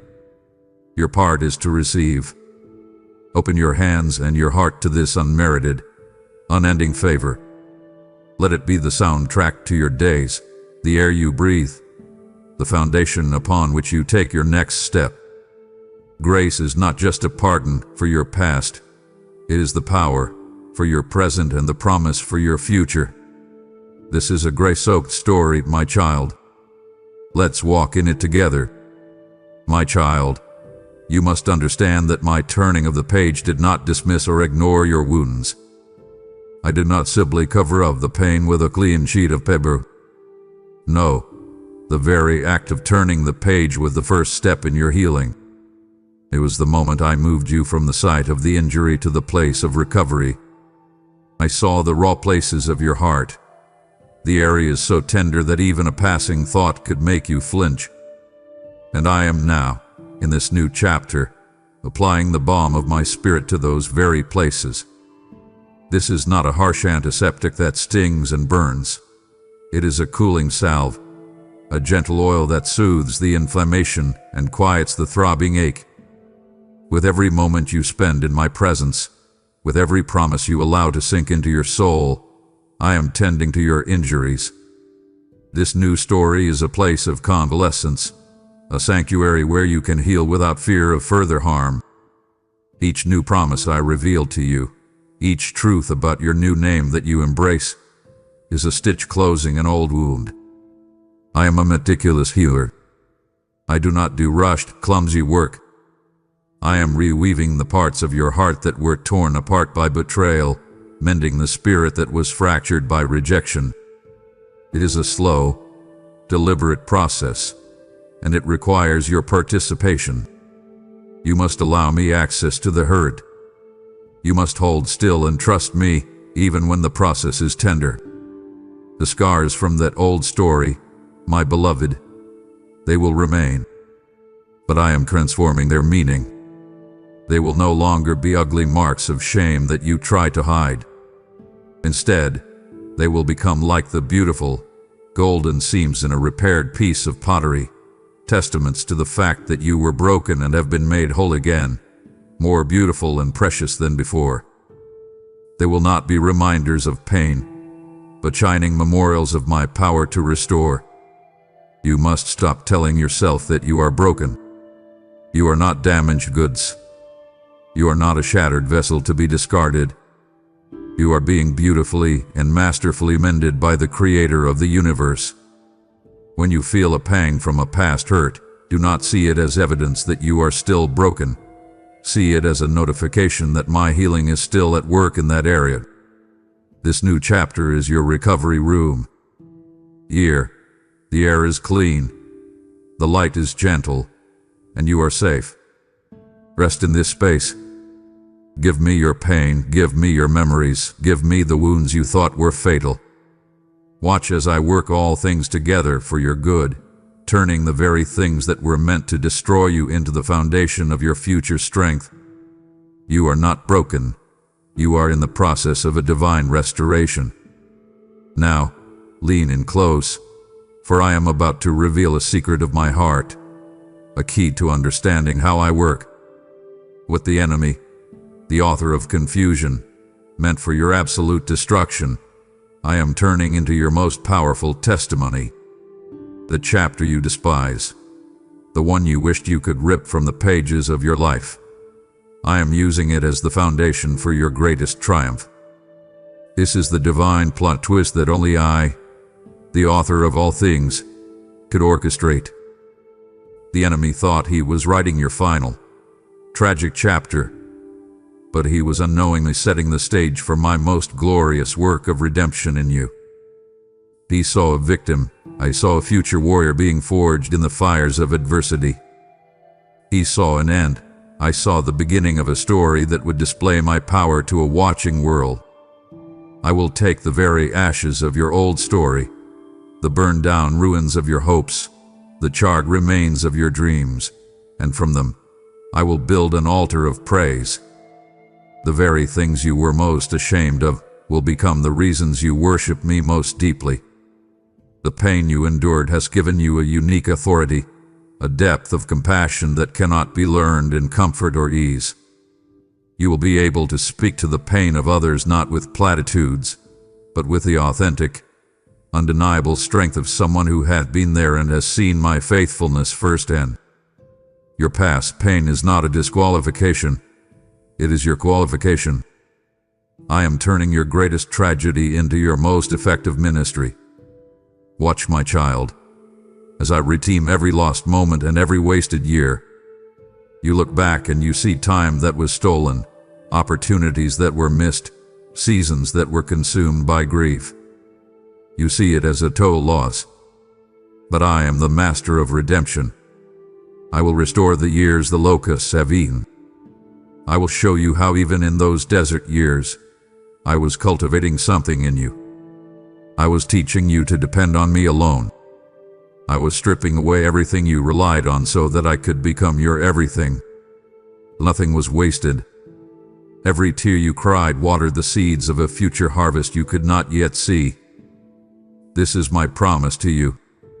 The darkest parts of your story will be the very places where my light shines the brightest. This is not just a new chapter. It is a writing of the entire meaning of your past. My child, to navigate this new land we are entering, you must be willing to let go of your old maps. The paths you knew, the routes you had carefully planned in your mind, the familiar coping mechanisms you relied on, they all belong to a previous terrain. They were maps of the chapter that is now finished. If you tried to use them here, they will only lead you back to the page I have already turned. They will lead you into circles of the same old fears, the same old striving, the same old disappointments. Your old maps were based on your own strength, your own understanding, and your past experiences. But this new chapter is not about what you can do, it is about what I will do. Therefore, your old ways of navigating are obsolete. I am your compass now. My word is your true north. My spirit is your guide. I need you to trust my directions alone, even when they don't make sense to your logical mind. I may lead you on a path that seems like the long way around. I may ask you to stand still when everything in you wants to run. I may ask you to take a step of faith onto a path that appears to lead off a cliff. Will you trust me? The fear of uncertainty has been a harsh master in your life. You have craved control. You have longed for a predictable, 5-year plan. But the desire for control is what kept you imprisoned on that old page. True freedom is found in surrendering the map and trusting the guide. Embrace the beautiful, terrifying uncertainty of this new trail, for I have already walked it for you. I know every turn, every potential pitfall, and every hidden stream of refreshment. I will not lead you astray. This new territory requires new levels of faith. It requires you to let go of your need to know the entire route and instead learn to find peace in knowing the one who does. Put down your old maps. Fold them up and put them away. They are artifacts from a finished story. When you are tempted to pull them out, to try and figure things out on your own, I want you to close your eyes, take a breath, and ask me, Father, what is the next step? And I promise, I will always show you. Trust me. I am a better guide than your fears have ever been. Listen carefully, my beloved, because this is important. This new chapter is not a waiting room. It is not an intermission. It is not a chapter of simply waiting for your real life to begin. Is it? This is the chapter of becoming. Right here, on this page, I am at work. I am cultivating new fruit within your spirit. Just as a gardener tends to his plants, I am watering you with my word, shining my light upon you, and pulling the weeds of fear and doubt. This season is not about arriving at a final destination. It is about the process of growth. Your purpose is not waiting for you on some distant, future page. It is being lived out in this present moment with me. I know you have spent so much time and energy trying to figure out your grand, overarching purpose. You have agonized over what you are supposed to be doing with your life, and the anxiety of that question has often paralyzed you. You feel you are on hold, waiting for a divine sign or a big break. Let me release you from that burden. I will reveal the next sentence, not the entire book. Why? Because if you knew the entire story, you would not need to walk in faith with me today. Your assignment is simple, yet profound. Live today's story with courage and love. The grand purpose you are so desperately seeking is found in the small acts of obedience today. It is found in choosing kindness when you feel slighted. It is found in speaking truth when it's easier to be silent. It is found in trusting me with your finances for this one day. It is found in being present with your family. Do not despise these small things, for they are the very building blocks of your destiny. The entire story is built one present moment at a time, one faithful decision after another. Do not sacrifice the beauty of the now you are living with me for the anxiety of what if in the future. I am teaching you to find joy in the sentence I am writing with you right now, not in the chapter summary. Your purpose for this season is to draw near to me, to learn my voice, to let your roots grow deep into my love. Everything else will flow from that. Stop striving to find your purpose and start living in my presence. In my presence, your purpose will find you. You now understand that your purpose is found in this present moment with me, but I have yet to show you how to guard your heart and release the ghosts that will try to pull you from it. Will you leave this conversation now, content with knowing the what but without the strength for the how? My heart yearns to give you the rest. It would disappoint me to see you walk away with a map, but refuse the provisions I have prepared for the journey. Don't turn away before I can pour them into you. My child, I am giving you a gift today, a special blessing for this new chapter. I'm giving you a holy forgetfulness. I am giving you the grace to forget the things that are behind you.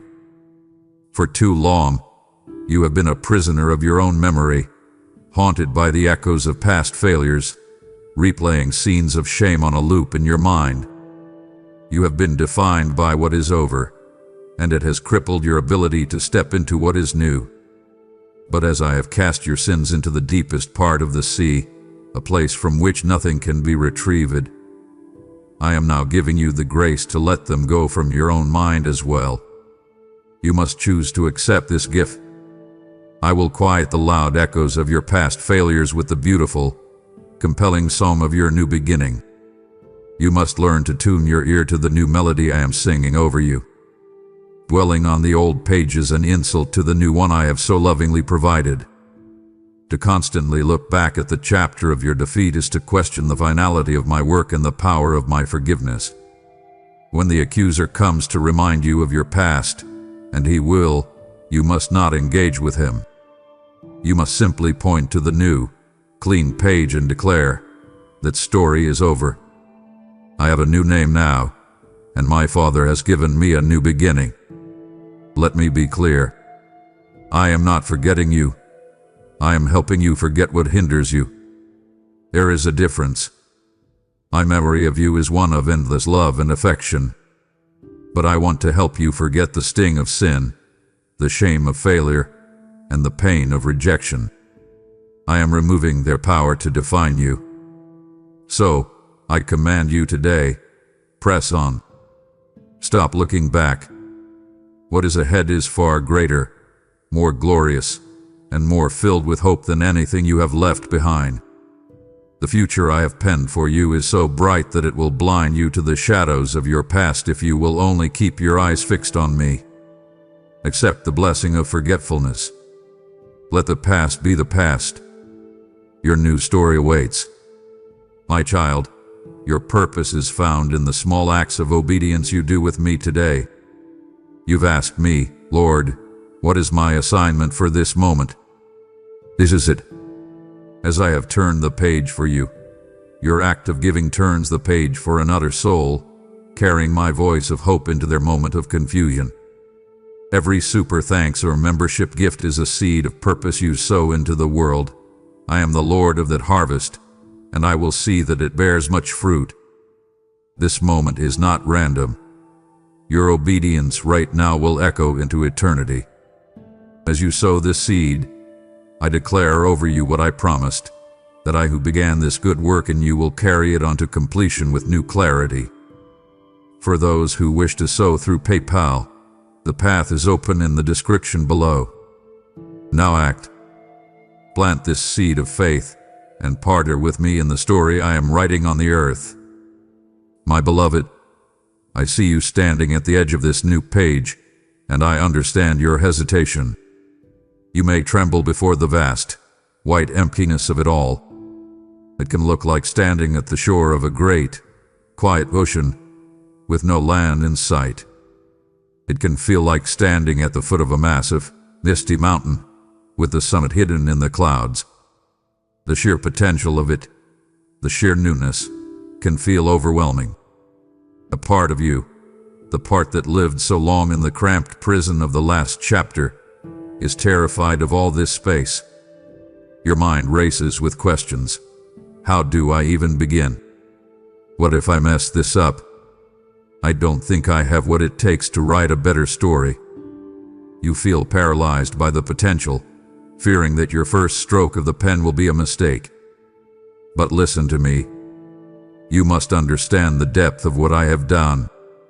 I have not only turned the page for you, I have equipped you to walk upon it. My strength is not some far-off prize you must earn or a feeling you must conjure up. It is a fact. It is the very foundation beneath your feet. It is the ground upon which this new page rests. You are worried about taking the first step, but my strength is not a reward waiting for you at the end of the journey. It is the power that enables you to begin it. The courage you need is not found in yourself, in your own resolve or determination. Look for it there, and you will always come up empty. The courage you need is found simply in my presence with you. So, here is what I ask. Just take one step. You don't have to see the whole path. You don't have to feel strong. You just have to lift your foot in trust. Take one small step out onto this new page. I promise you, I will be the ground that rises to meet your foot. It will be solid beneath you. Think of a small child learning to walk. They do not have the strength or balance to succeed on their own. They succeed because they see their father's arms outstretched, and they trust that he will be there. I am here. My arms are outstretched. Take the step. Let go of the need to feel brave and simply act in trust. Your first step will not be perfect, but it will be powerful because it is a step of faith. And in this new chapter, faith is the only thing that moves you forward. As we begin to write this new story together, you must understand that I am also the one who chooses the characters who will share the page with you. In the old chapter, you were surrounded by voices that reinforced its painful narrative. Some were intentionally cruel, but many were simply characters who could not see beyond the story of your brokenness. They kept you tethered to the past, moored to a decaying dock of who you used to be. Every conversation with them was like rereading a line from that old, painful page. You cannot bring those anchors with you into this new story. The boat of your life is meant to sail into new waters, and it cannot do so if it is still tied to the old shore. With a surgeon's precision and a father's love, I am severing the ties that anchored you to that past narrative. This may be painful for a season. It may feel like loneliness. But I am making space. I am clearing the stage for the new characters I have chosen for you. I am bringing forth companions who will speak life into your soul, friends who have the spiritual sight to see the new you that I am creating. They will not constantly remind you of your past failures. They will celebrate your present growth and speak with faith about your future. They will be like a steady hand on your back, encouraging you forward, not a heavy weight holding you back. These new connections will be for edification, not for distraction. They will build you up, not tear you down. I am the one who sets the lonely in families. Let me build your community. This requires discernment from you. As you step into this new season, be prayerful about who you allow to have a voice in your life. Not everyone is meant to be part of this sacred story. Some people are meant only for a sentence, others for a paragraph.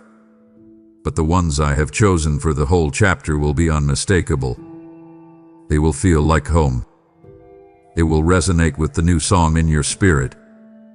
They will love you not for who you were, but for who you are becoming in me. Let go of the fear of being alone. I have already dispatched divine connections into your life. Be open, be watchful, and trust me to bring the right people at the right time. You will not walk this new page alone.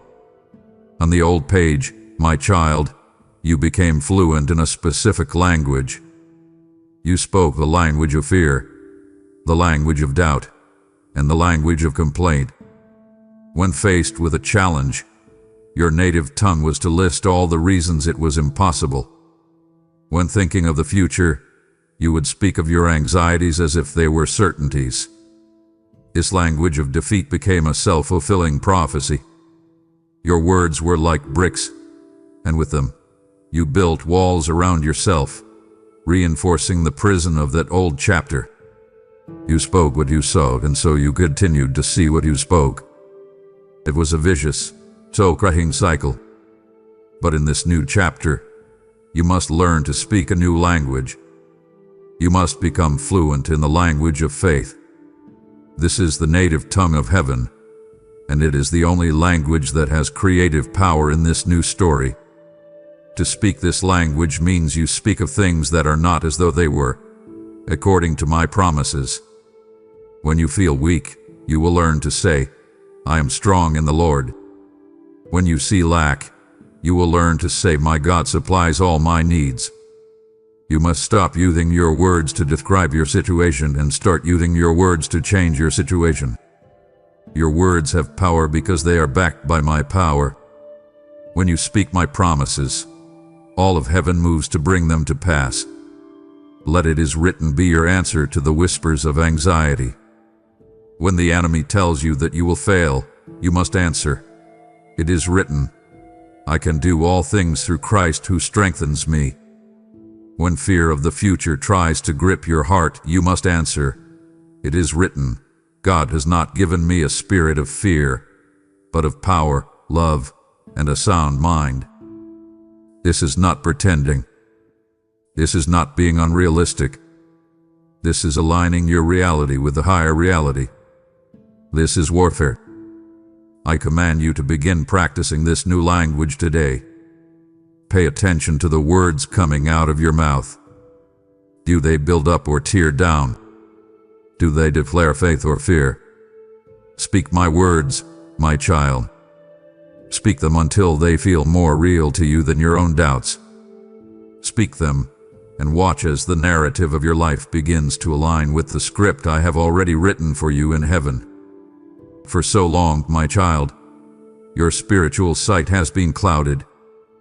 The lens through which you view your life has been smudged by the fingerprints of disappointment and blurred by a film of tears. You have been looking at your life, at yourself, and at me through this distorted lens, and it has affected everything. You see your past mistakes in high definition, but my grace appears out of focus. You see your current problems as giant, looming mountains, but my promises seem like distant, hazy hills. It is time for your vision to be healed. As we embark on this new chapter, I am not only changing your story, I am changing the way you see it. I am healing your spiritual sight. I am wiping the lens of your heart clean. I want you to see yourself the way I see you. When you look in the mirror, I don't want you to see the failures of the last chapter. I want you to see a holy, whole, and righteous child of God, filled with limitless potential because my Spirit dwells in you. I want you to look at your circumstances not as insurmountable obstacles, but as divine opportunities for my glory to be revealed. Where you see a dead end, I want to give you the vision to see the path I am making.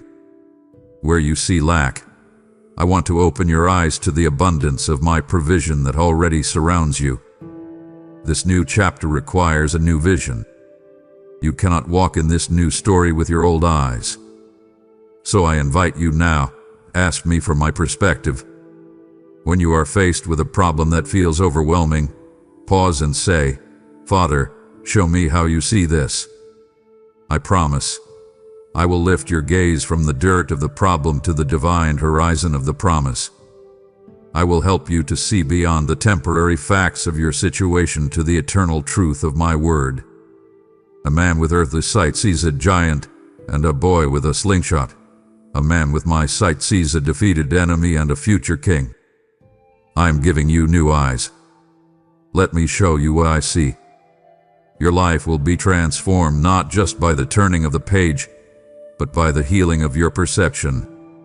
I have just begun to open your eyes, to heal your spiritual sight so you can see as I see. To stop listening now would be like turning away from the sunrise just as the first rays of light break the horizon. It would break my heart for you to walk away with only a glimpse of the promise, but never see the full glory I have prepared to show you. Please stay a while longer. Let me show you the absolute freedom from condemnation that this new vision allows. My child, if you are to truly embrace this new chapter, there is a headline you must read, understand, and believe with every fiber of your being. It is the banner that flies over this entire section of your story. The headline is this: "There is therefore now no condemnation for you who are in my Son, Christ Jesus."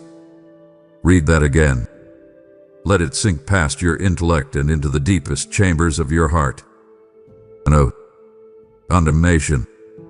That is the new law of your life. That is the irreversible verdict. In the old chapter, condemnation was your constant companion.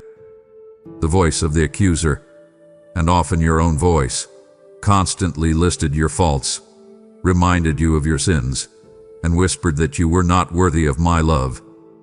You must now refuse to dip your pen in the ink of self-condemnation. It is a poison that will stain this clean page and paralyze your hand. You have been in the habit of punishing yourself for your mistakes long after I have forgiven them. You have placed yourself on a spiritual probation, believing you must perform perfectly for a season to earn your way back into my good graces. It is a lie from the pit of hell, and it has no place in this new story.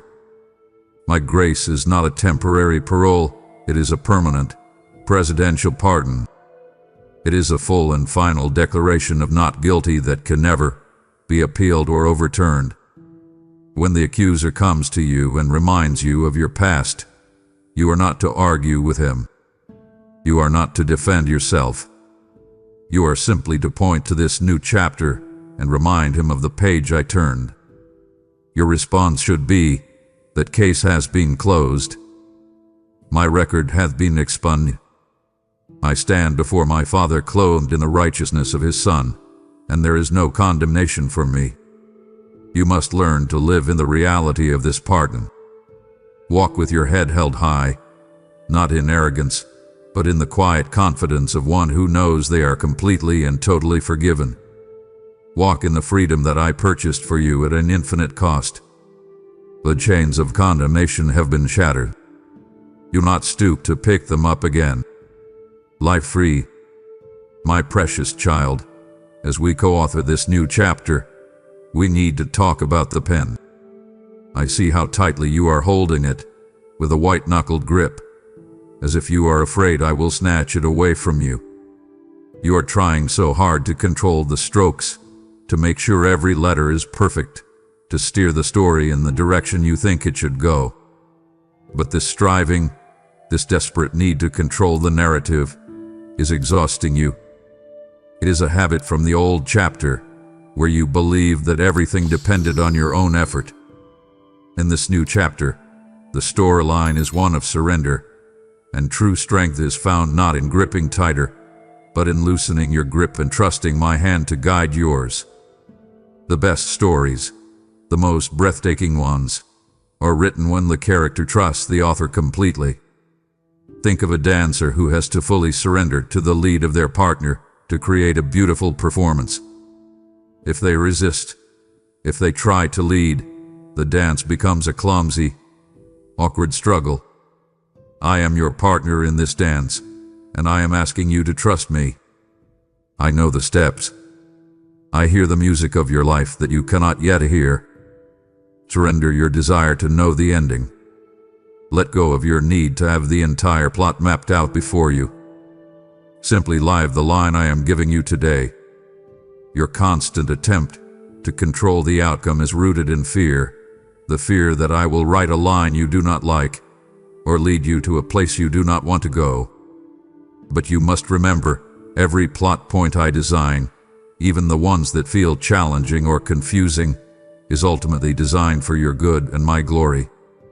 Your yes to me, your whispered "I trust you" in the face of the unknown, is the most powerful sentence you can possibly write on this page. It unlocks a level of my grace and power that your striving can never access. So I invite you now, take a breath and consciously loosen your grip on the pen. Feel the tension leave your hand. Place it willingly in mine. Let me bear the weight of the story. Your part is to trust, to obey, and to walk with me.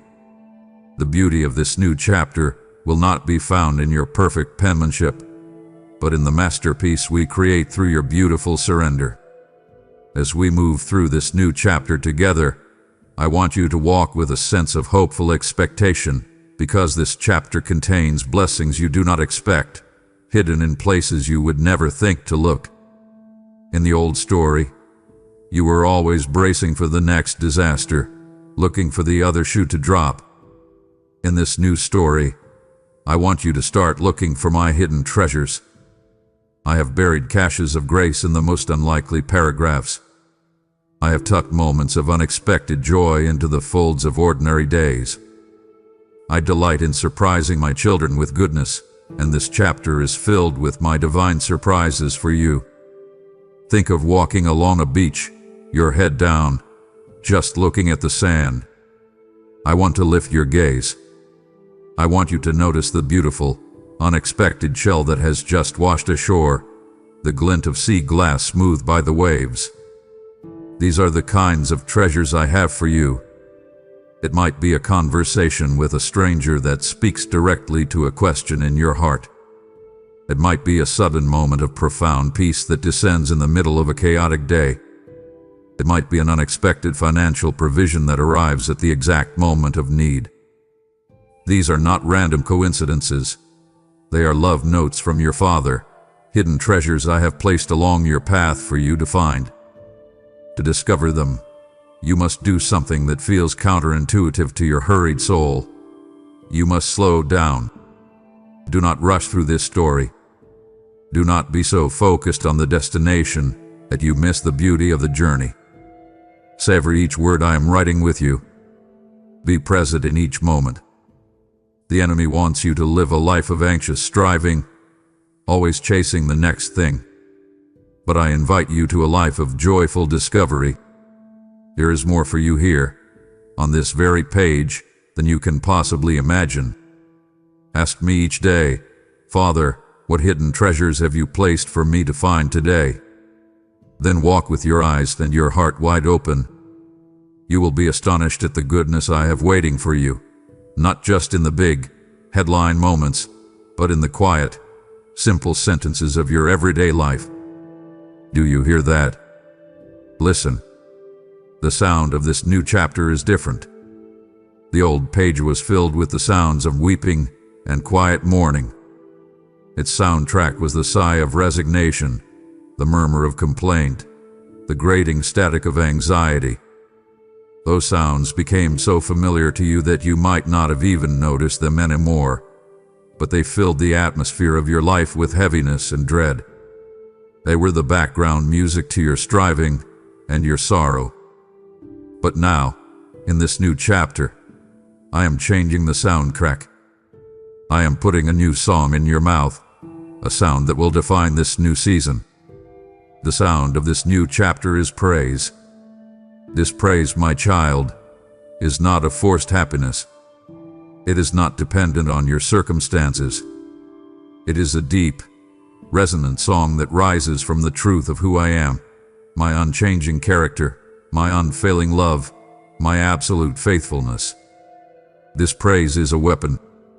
It is a declaration of truth in the face of lies. It is a shout of defiance against the spirit of fear. When you choose to praise me even when your circumstances are difficult, it confounds the enemy. He does not understand it. It shatters the atmosphere of despair and ushers my presence, the presence of joy, peace, and power, into your situation in a tangible way. So I invite you, let praise be the soundtrack to this new chapter. When you wake up, before your feet hit the floor, let your first words be ones of thanks. As you go through your day, let a quiet song of worship be the melody in your heart. When you are tempted to complain about a problem, stop and choose to thank me that I am your solution. This is a discipline, a choice. A thankful heart is the most fertile ground for miracles. It opens you up to receive all the good things I want to give you. The old sounds of sorrow have no place here. This is a season for a new song. Let the world hear you singing of my goodness, and let all of hell tremble at the sound of your praise. My child, I need you to understand the absolute finality of what I have done. I need this truth to settle deep into your bones and become an unshakable anchor for your soul. When I turned that page, it was not a temporary act. It was not a suggestion. It was a permanent, divine, and irreversible decision. No man, no demon, not even you in a moment of doubt or failure, can turn this page back. My decision is final, and it is sealed by the precious blood of the Lamb. That seal is unbreakable. It cannot be tampered with or revoked. The work is finished. The old chapter of your life, with all its sin and shame, has been taken and placed into the archives of my grace. Think of it as a vast library where forgiven stories are stored, never to be checked out again. It is locked, and I hold the only key, and I will never unlock the door. Therefore, do not test the permanence of my work by trying to peek at the past. Do not stand outside the archives, trying to listen for the echoes of your old failures. To do so is to doubt the integrity of my promise and the power of my sacrifice. When my son cried out, "It is finished," that cry echoed through all of eternity and landed with divine authority upon your life. It was the sound of your old story ending forever. Your insecurity and fear will sometimes tempt you to believe that you could do something to undo my work. You fear that your next mistake will be the one that finally disqualifies you, the one that makes me turn the page back in anger. Banish that thought. My love for you is not that fragile. My grace is not that weak. I knew every mistake you would ever make on this new page before I even turned it, and it did not change my decision. My love for you is not based on your ability to be perfect, but on my unchanging character. So I command you, my beloved, rest. Rest in the finality of what I have done. Stop trying to keep the old page from turning back. It cannot. It is finished. Your new beginning is secure. You now know that my decision to turn your page is final. Your freedom is permanent and secure. You've prayed to be a part of my work of liberation for others, and this is how I'm answering you now. Your gift does not just support a message. It becomes the key that unlocks a prison door for someone else who still believes they are in chains. I declared, "It is for freedom that I have set you free," and through your giving, you echo that declaration across the earth. Do not miss what I want to release through your faith in this moment. As you give, I release over you a new measure of authority and an unshakable peace, fortifying your own freedom against every lie of the enemy. Find the Super Thanks button, the membership, or the PayPal link below. Now break a chain. Release hope through your gift, and watch as I establish your victory. You now know that my decision is final, that the old page can never be turned back. But my beloved, to know the door is locked is one thing. To know how to live in the freedom of the new room is another. It would sadden me deeply if you embraced the security of your past being gone, but never learned the divine boldness I have for your future. Do not leave me now. The most courageous part of your story is what I long to tell you next. My child, let's talk about the spirit of this new chapter. The old story was characterized by timidity. You walked with your head down, afraid of taking up too much space, apologizing for your own existence.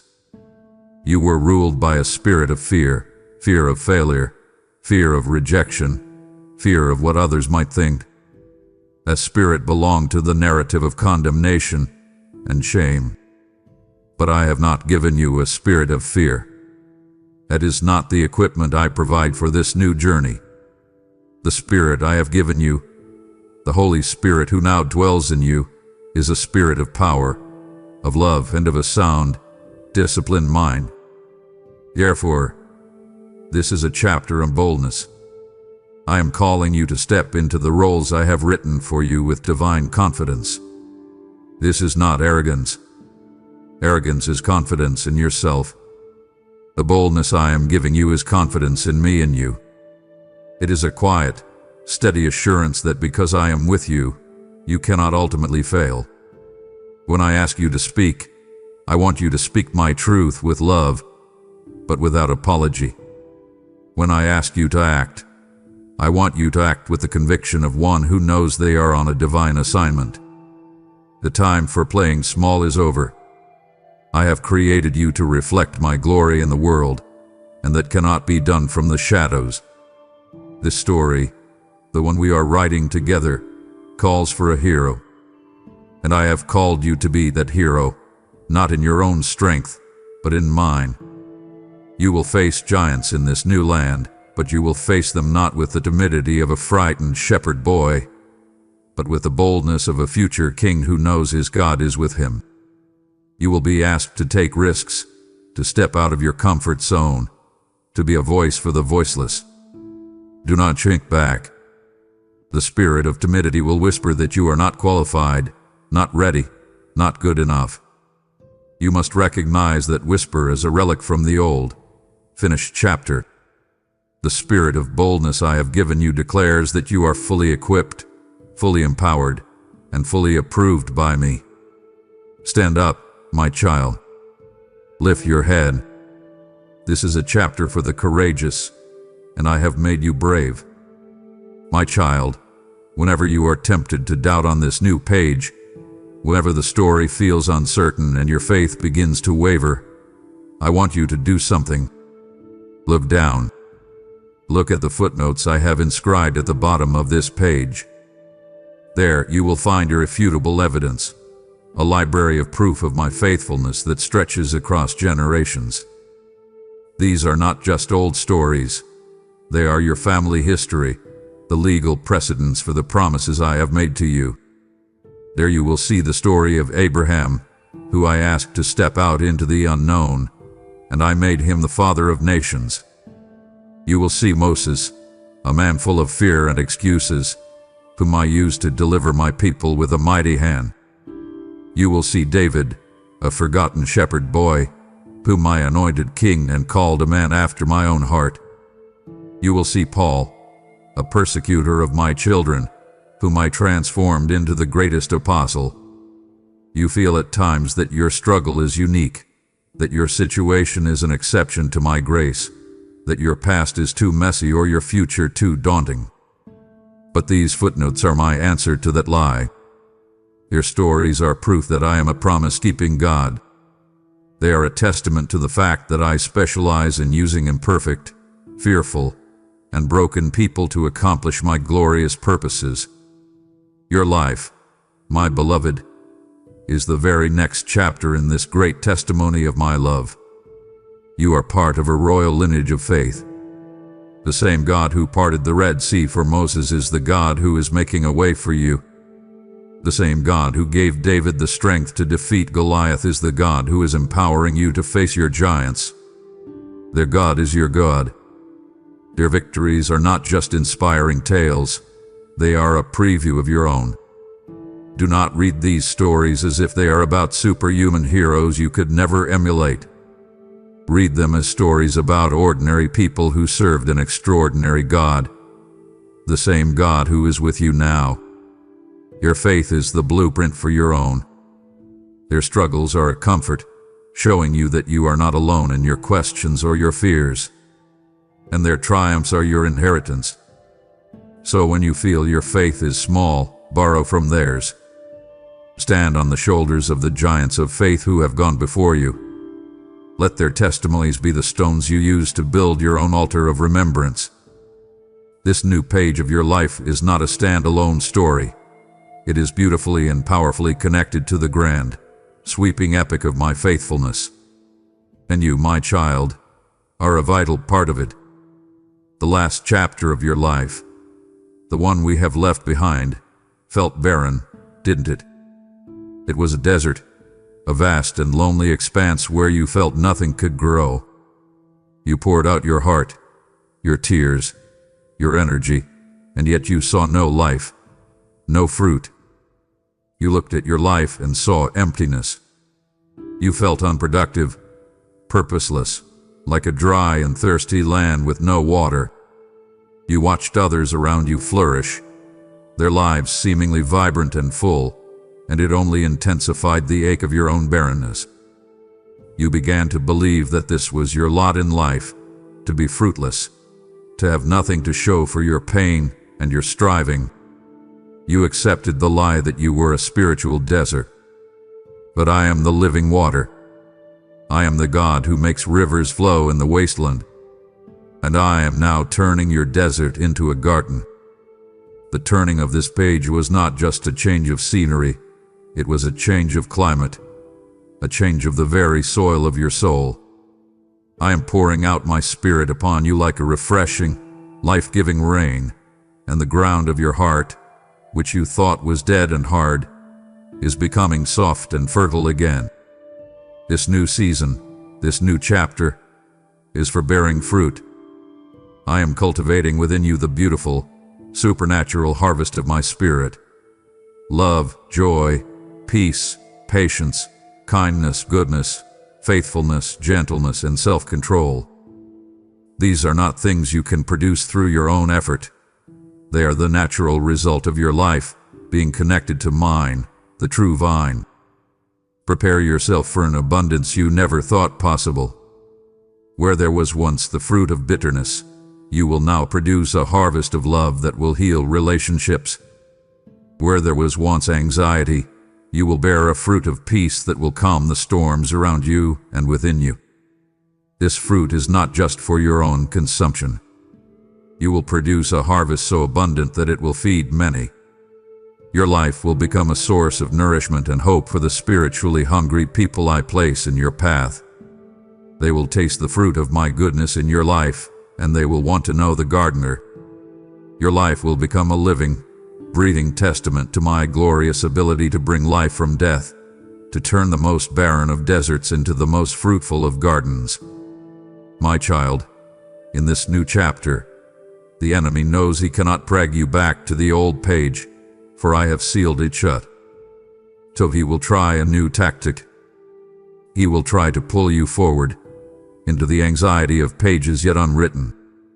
He will tempt you to spend your days worrying about the next chapter, the next conflict, the next challenge. He will whisper what-if scenarios into your heart until you are so consumed with the fears of tomorrow that you completely miss the beauty and grace of today. This is one of his most effective strategies, because it feels responsible, like you are simply planning ahead. But it is a trap that steals your peace and your strength. So hear my command, and receive it as a loving instruction for your own well-being. I command you to be present on the page you are on today. Stay here with me, in this moment. My grace, the spiritual strength and provision you need, is given to you like daily bread. It is sufficient for this day only. You have exactly what you need to navigate the sentence we are writing right now. But you do not have the grace for next week's challenges today. When you try to live in the anxiety of tomorrow with only today's portion of grace, you will always feel overwhelmed and defeated. Tomorrow's grace will meet you there, when tomorrow becomes today. Trust me for that. I am calling you to the holy discipline of staying present. Find the joy in the line we are writing together right now. Experience the peace that is available to you in this moment. The entire, beautiful story of your life is built one present moment at a time, just as a house is built one brick at a time. If you are always anxious about the roof, you will do a clumsy job of laying the brick that is in your hand right now. Do not sacrifice the real, tangible beauty of now for the imaginary, fearful anxiety of what if. When your mind starts to race ahead, gently bring it back. Take a breath and say, Father, I am here with you, on this page, today. Your grace is sufficient for me right now. Live today's story well, my child. That is all I ask, and I will take care of all the pages to come. My precious child, this new story I am writing in you, this profound work of healing and redemption, is not for you alone. I am not restoring you just so you can be comfortable. I am not healing you just so you can be content. The light I am igniting within you is not meant to be hidden under a bowl. It is meant to be placed on a lampstand, to give light to everyone around you. This new chapter of your life will become a beacon of hope for other people who are still trapped on their own dark pages. They are where you once were, convinced their story is over, that their pain is their final identity. And then they will see you. Your transformation will be a silent sermon of my power, more convincing than any argument.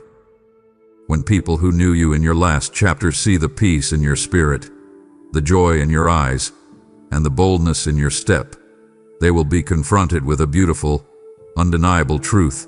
Change is possible, healing is real, and I am a God who restores. They will see your good works, your kindness, your patience, your love, and they will glorify your Father in heaven. Your very life will become a message, a living epistle that declares to a hurting and cynical world that a new page is possible for them too. You are a city on a hill, a lamp on a stand. You cannot be hidden. Do not try to shrink back into the shadows out of false humility or fear. To do so would be to rob the world of the hope that your story is meant to provide. I have chosen you, healed you, and set you on a hill so that your light can shine in the darkness. Your story of redemption is not a private matter between you and me. It is a public declaration of my goodness. Embrace this. See your life as my message to a world that desperately needs to know that the author of life is also the master of new beginnings. Your story will give them the courage to believe that I can turn the page for them, too. I have revealed to you that your new story is meant to be a beacon of hope for others. To stop here would be to accept the commission, but refuse the final instructions. How can you be a light if you do not stay to hear how I will sustain you through the conflicts to come? It would grieve my very spirit to see a lamp I have lit be hidden away out of uncertainty. Let me show you the depth of intimacy we will share in this new chapter. Our conversation is not over. My beloved, I want to be perfectly clear with you, so that you are not caught off guard. This new chapter, as beautiful and grace-filled as it is, will not be without its challenges and conflicts. Turning the page does not mean you have entered a land where no problems exist. The enemy will still rage against you, and the world will still present you with trials. To believe otherwise would be to set yourself up for disappointment and to question my goodness when the first storm appears on the horizon. But I am telling you this now so you can be prepared, not so you can be afraid. The conflicts you will face in this chapter will be different. In the old story, conflict was a sign of your defeat. It was the evidence that you were a failure. In this new story, conflict is an opportunity for your growth. You will face these challenges not with your old, familiar fear, but with my new, indwelling strength. Every conflict is a platform I will use to display my power in you. I will never write you into a scene of conflict where I do not also provide a way of victory. The challenge is simply the setup for the triumph that I have already planned. Think of it this way. Every giant you face is simply a chance for you to prove the power of the stones I have placed in your hand, the stones of my promises, my presence, and my spirit. Conflict is simply the pressure that reveals the incredible strength that I have already placed within you. It is the friction that polishes you, making you shine brighter. So do not retreat when you see a challenge on the horizon. Do not think it means this new chapter is a lie. Stand your ground. Face it with the quiet confidence that I am with you, and that this very conflict has been allowed by me for the purpose of strengthening you and glorifying my name. In this new story, you are not a victim of conflict. You are a victor through it. My beloved, as we walk through this new chapter together, there is something I must make clear, for it is the entire point of this new beginning. More than anything else, this new chapter is about us. It is about our relationship. In the past, on that old page, you knew about me. You knew the facts. You knew the stories. But in this chapter, I am inviting you to truly know me. There is a universe of difference between the two. It is the difference between reading a biography of someone and sitting in a quiet room with them, hearing the sound of their voice, learning the rhythm of their heart, and sharing a silence that is comfortable and full. My primary goal is not simply to give you a better story, but to give you more of myself. Every challenge we navigate together, every promise you see fulfilled, every quiet moment you spend listening for my voice, each one is an invitation to draw closer, to trust me more deeply, to know me more intimately. The temptation will be to focus on the blessings of this new chapter, to become enamored with the peace, the purpose, and the provision. And I delight in giving you those things. But they are not the ultimate prize. They are merely the evidence of my presence, the fruit of the relationship.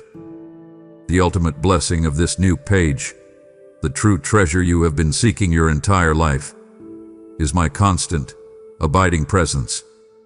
Is me. When you were on the old page, your prayers were often cries for rescue, pleas for me to fix your circumstances. And I heard them. But in this new chapter, I want to teach you to pray for something more. I want you to learn to pray not just for my hand to move, but for my heart to be known. I want you to desire me more than you desire my gifts. Because when you have me, you have everything.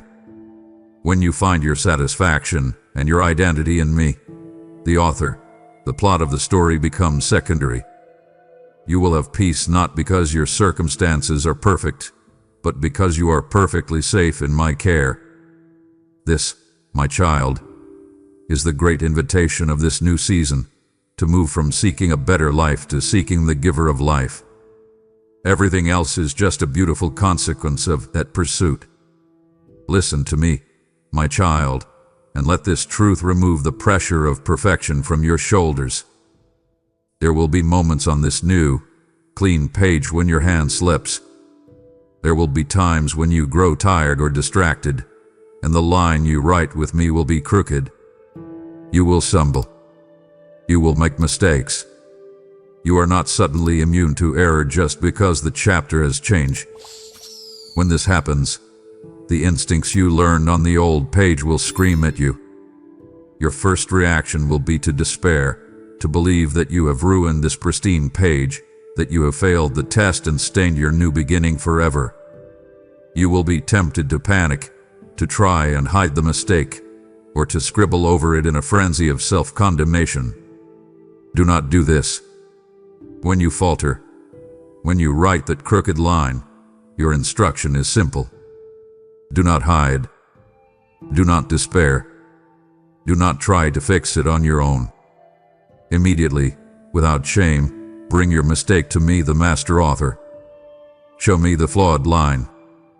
Confess it, and then watch what I will do.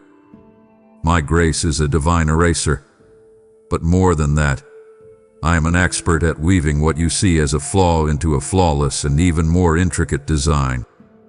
I can take your crooked line and use it as the starting point for a beautiful new pattern that you could never have imagined.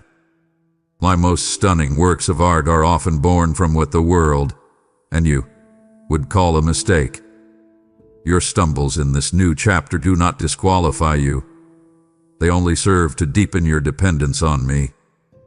They remind you that this story is not about your ability to write perfectly, but about my ability to redeem perfectly. Each falter is an opportunity to experience my grace on a deeper level. It is a chance to learn, once again, that my love for you is not based on your performance. This chapter is about my faithfulness, not your perfection. So when you make a mistake, and you will, do not see it as the end of the new story.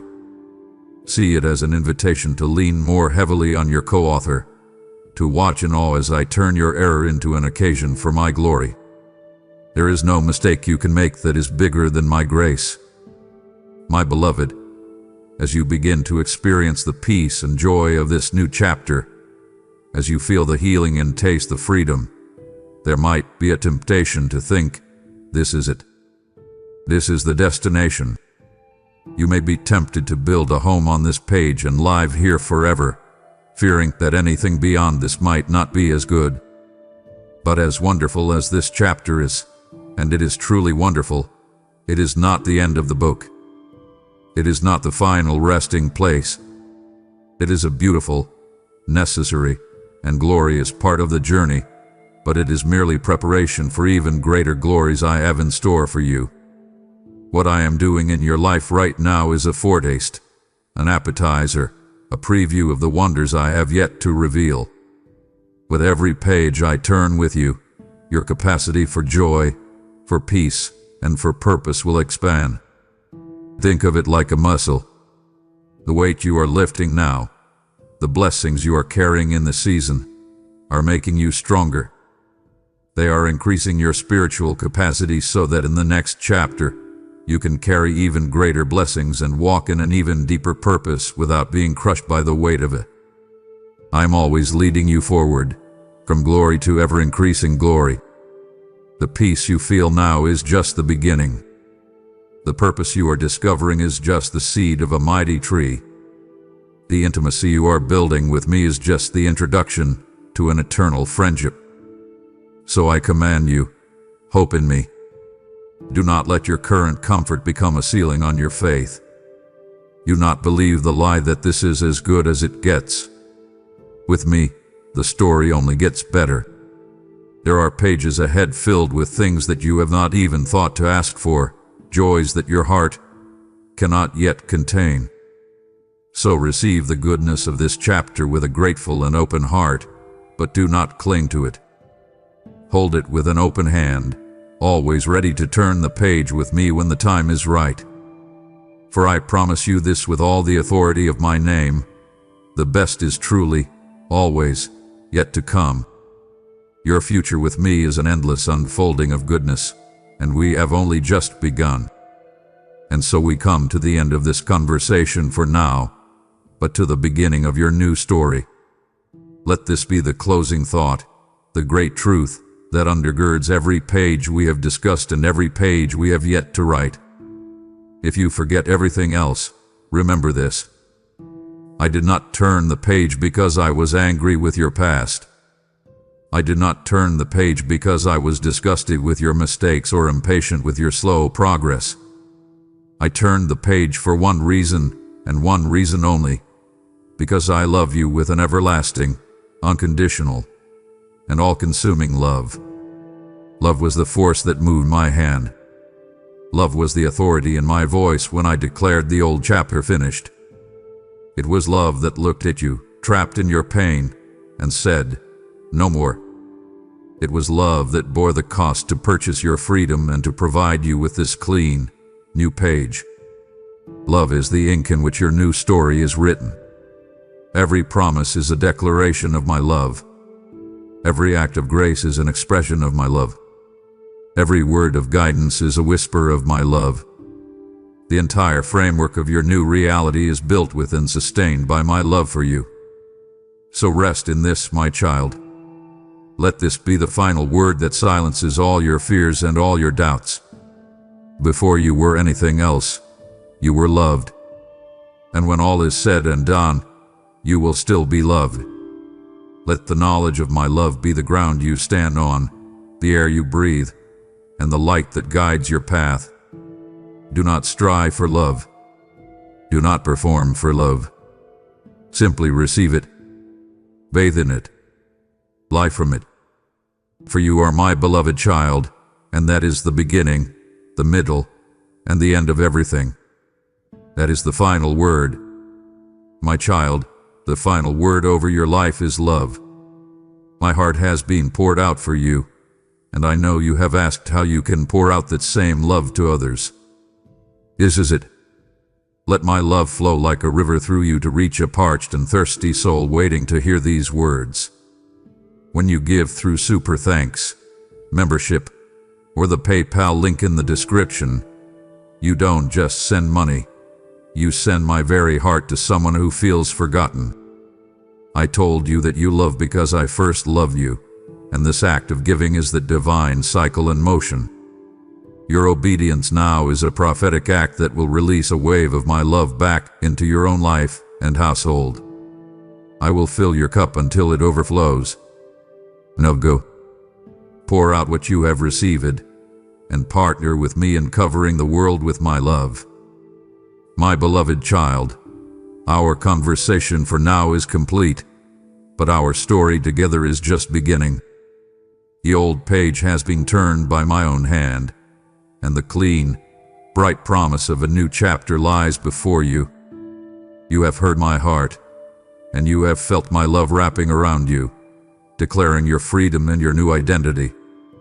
Now, I have an invitation for you, a way for you to seal this moment in your spirit.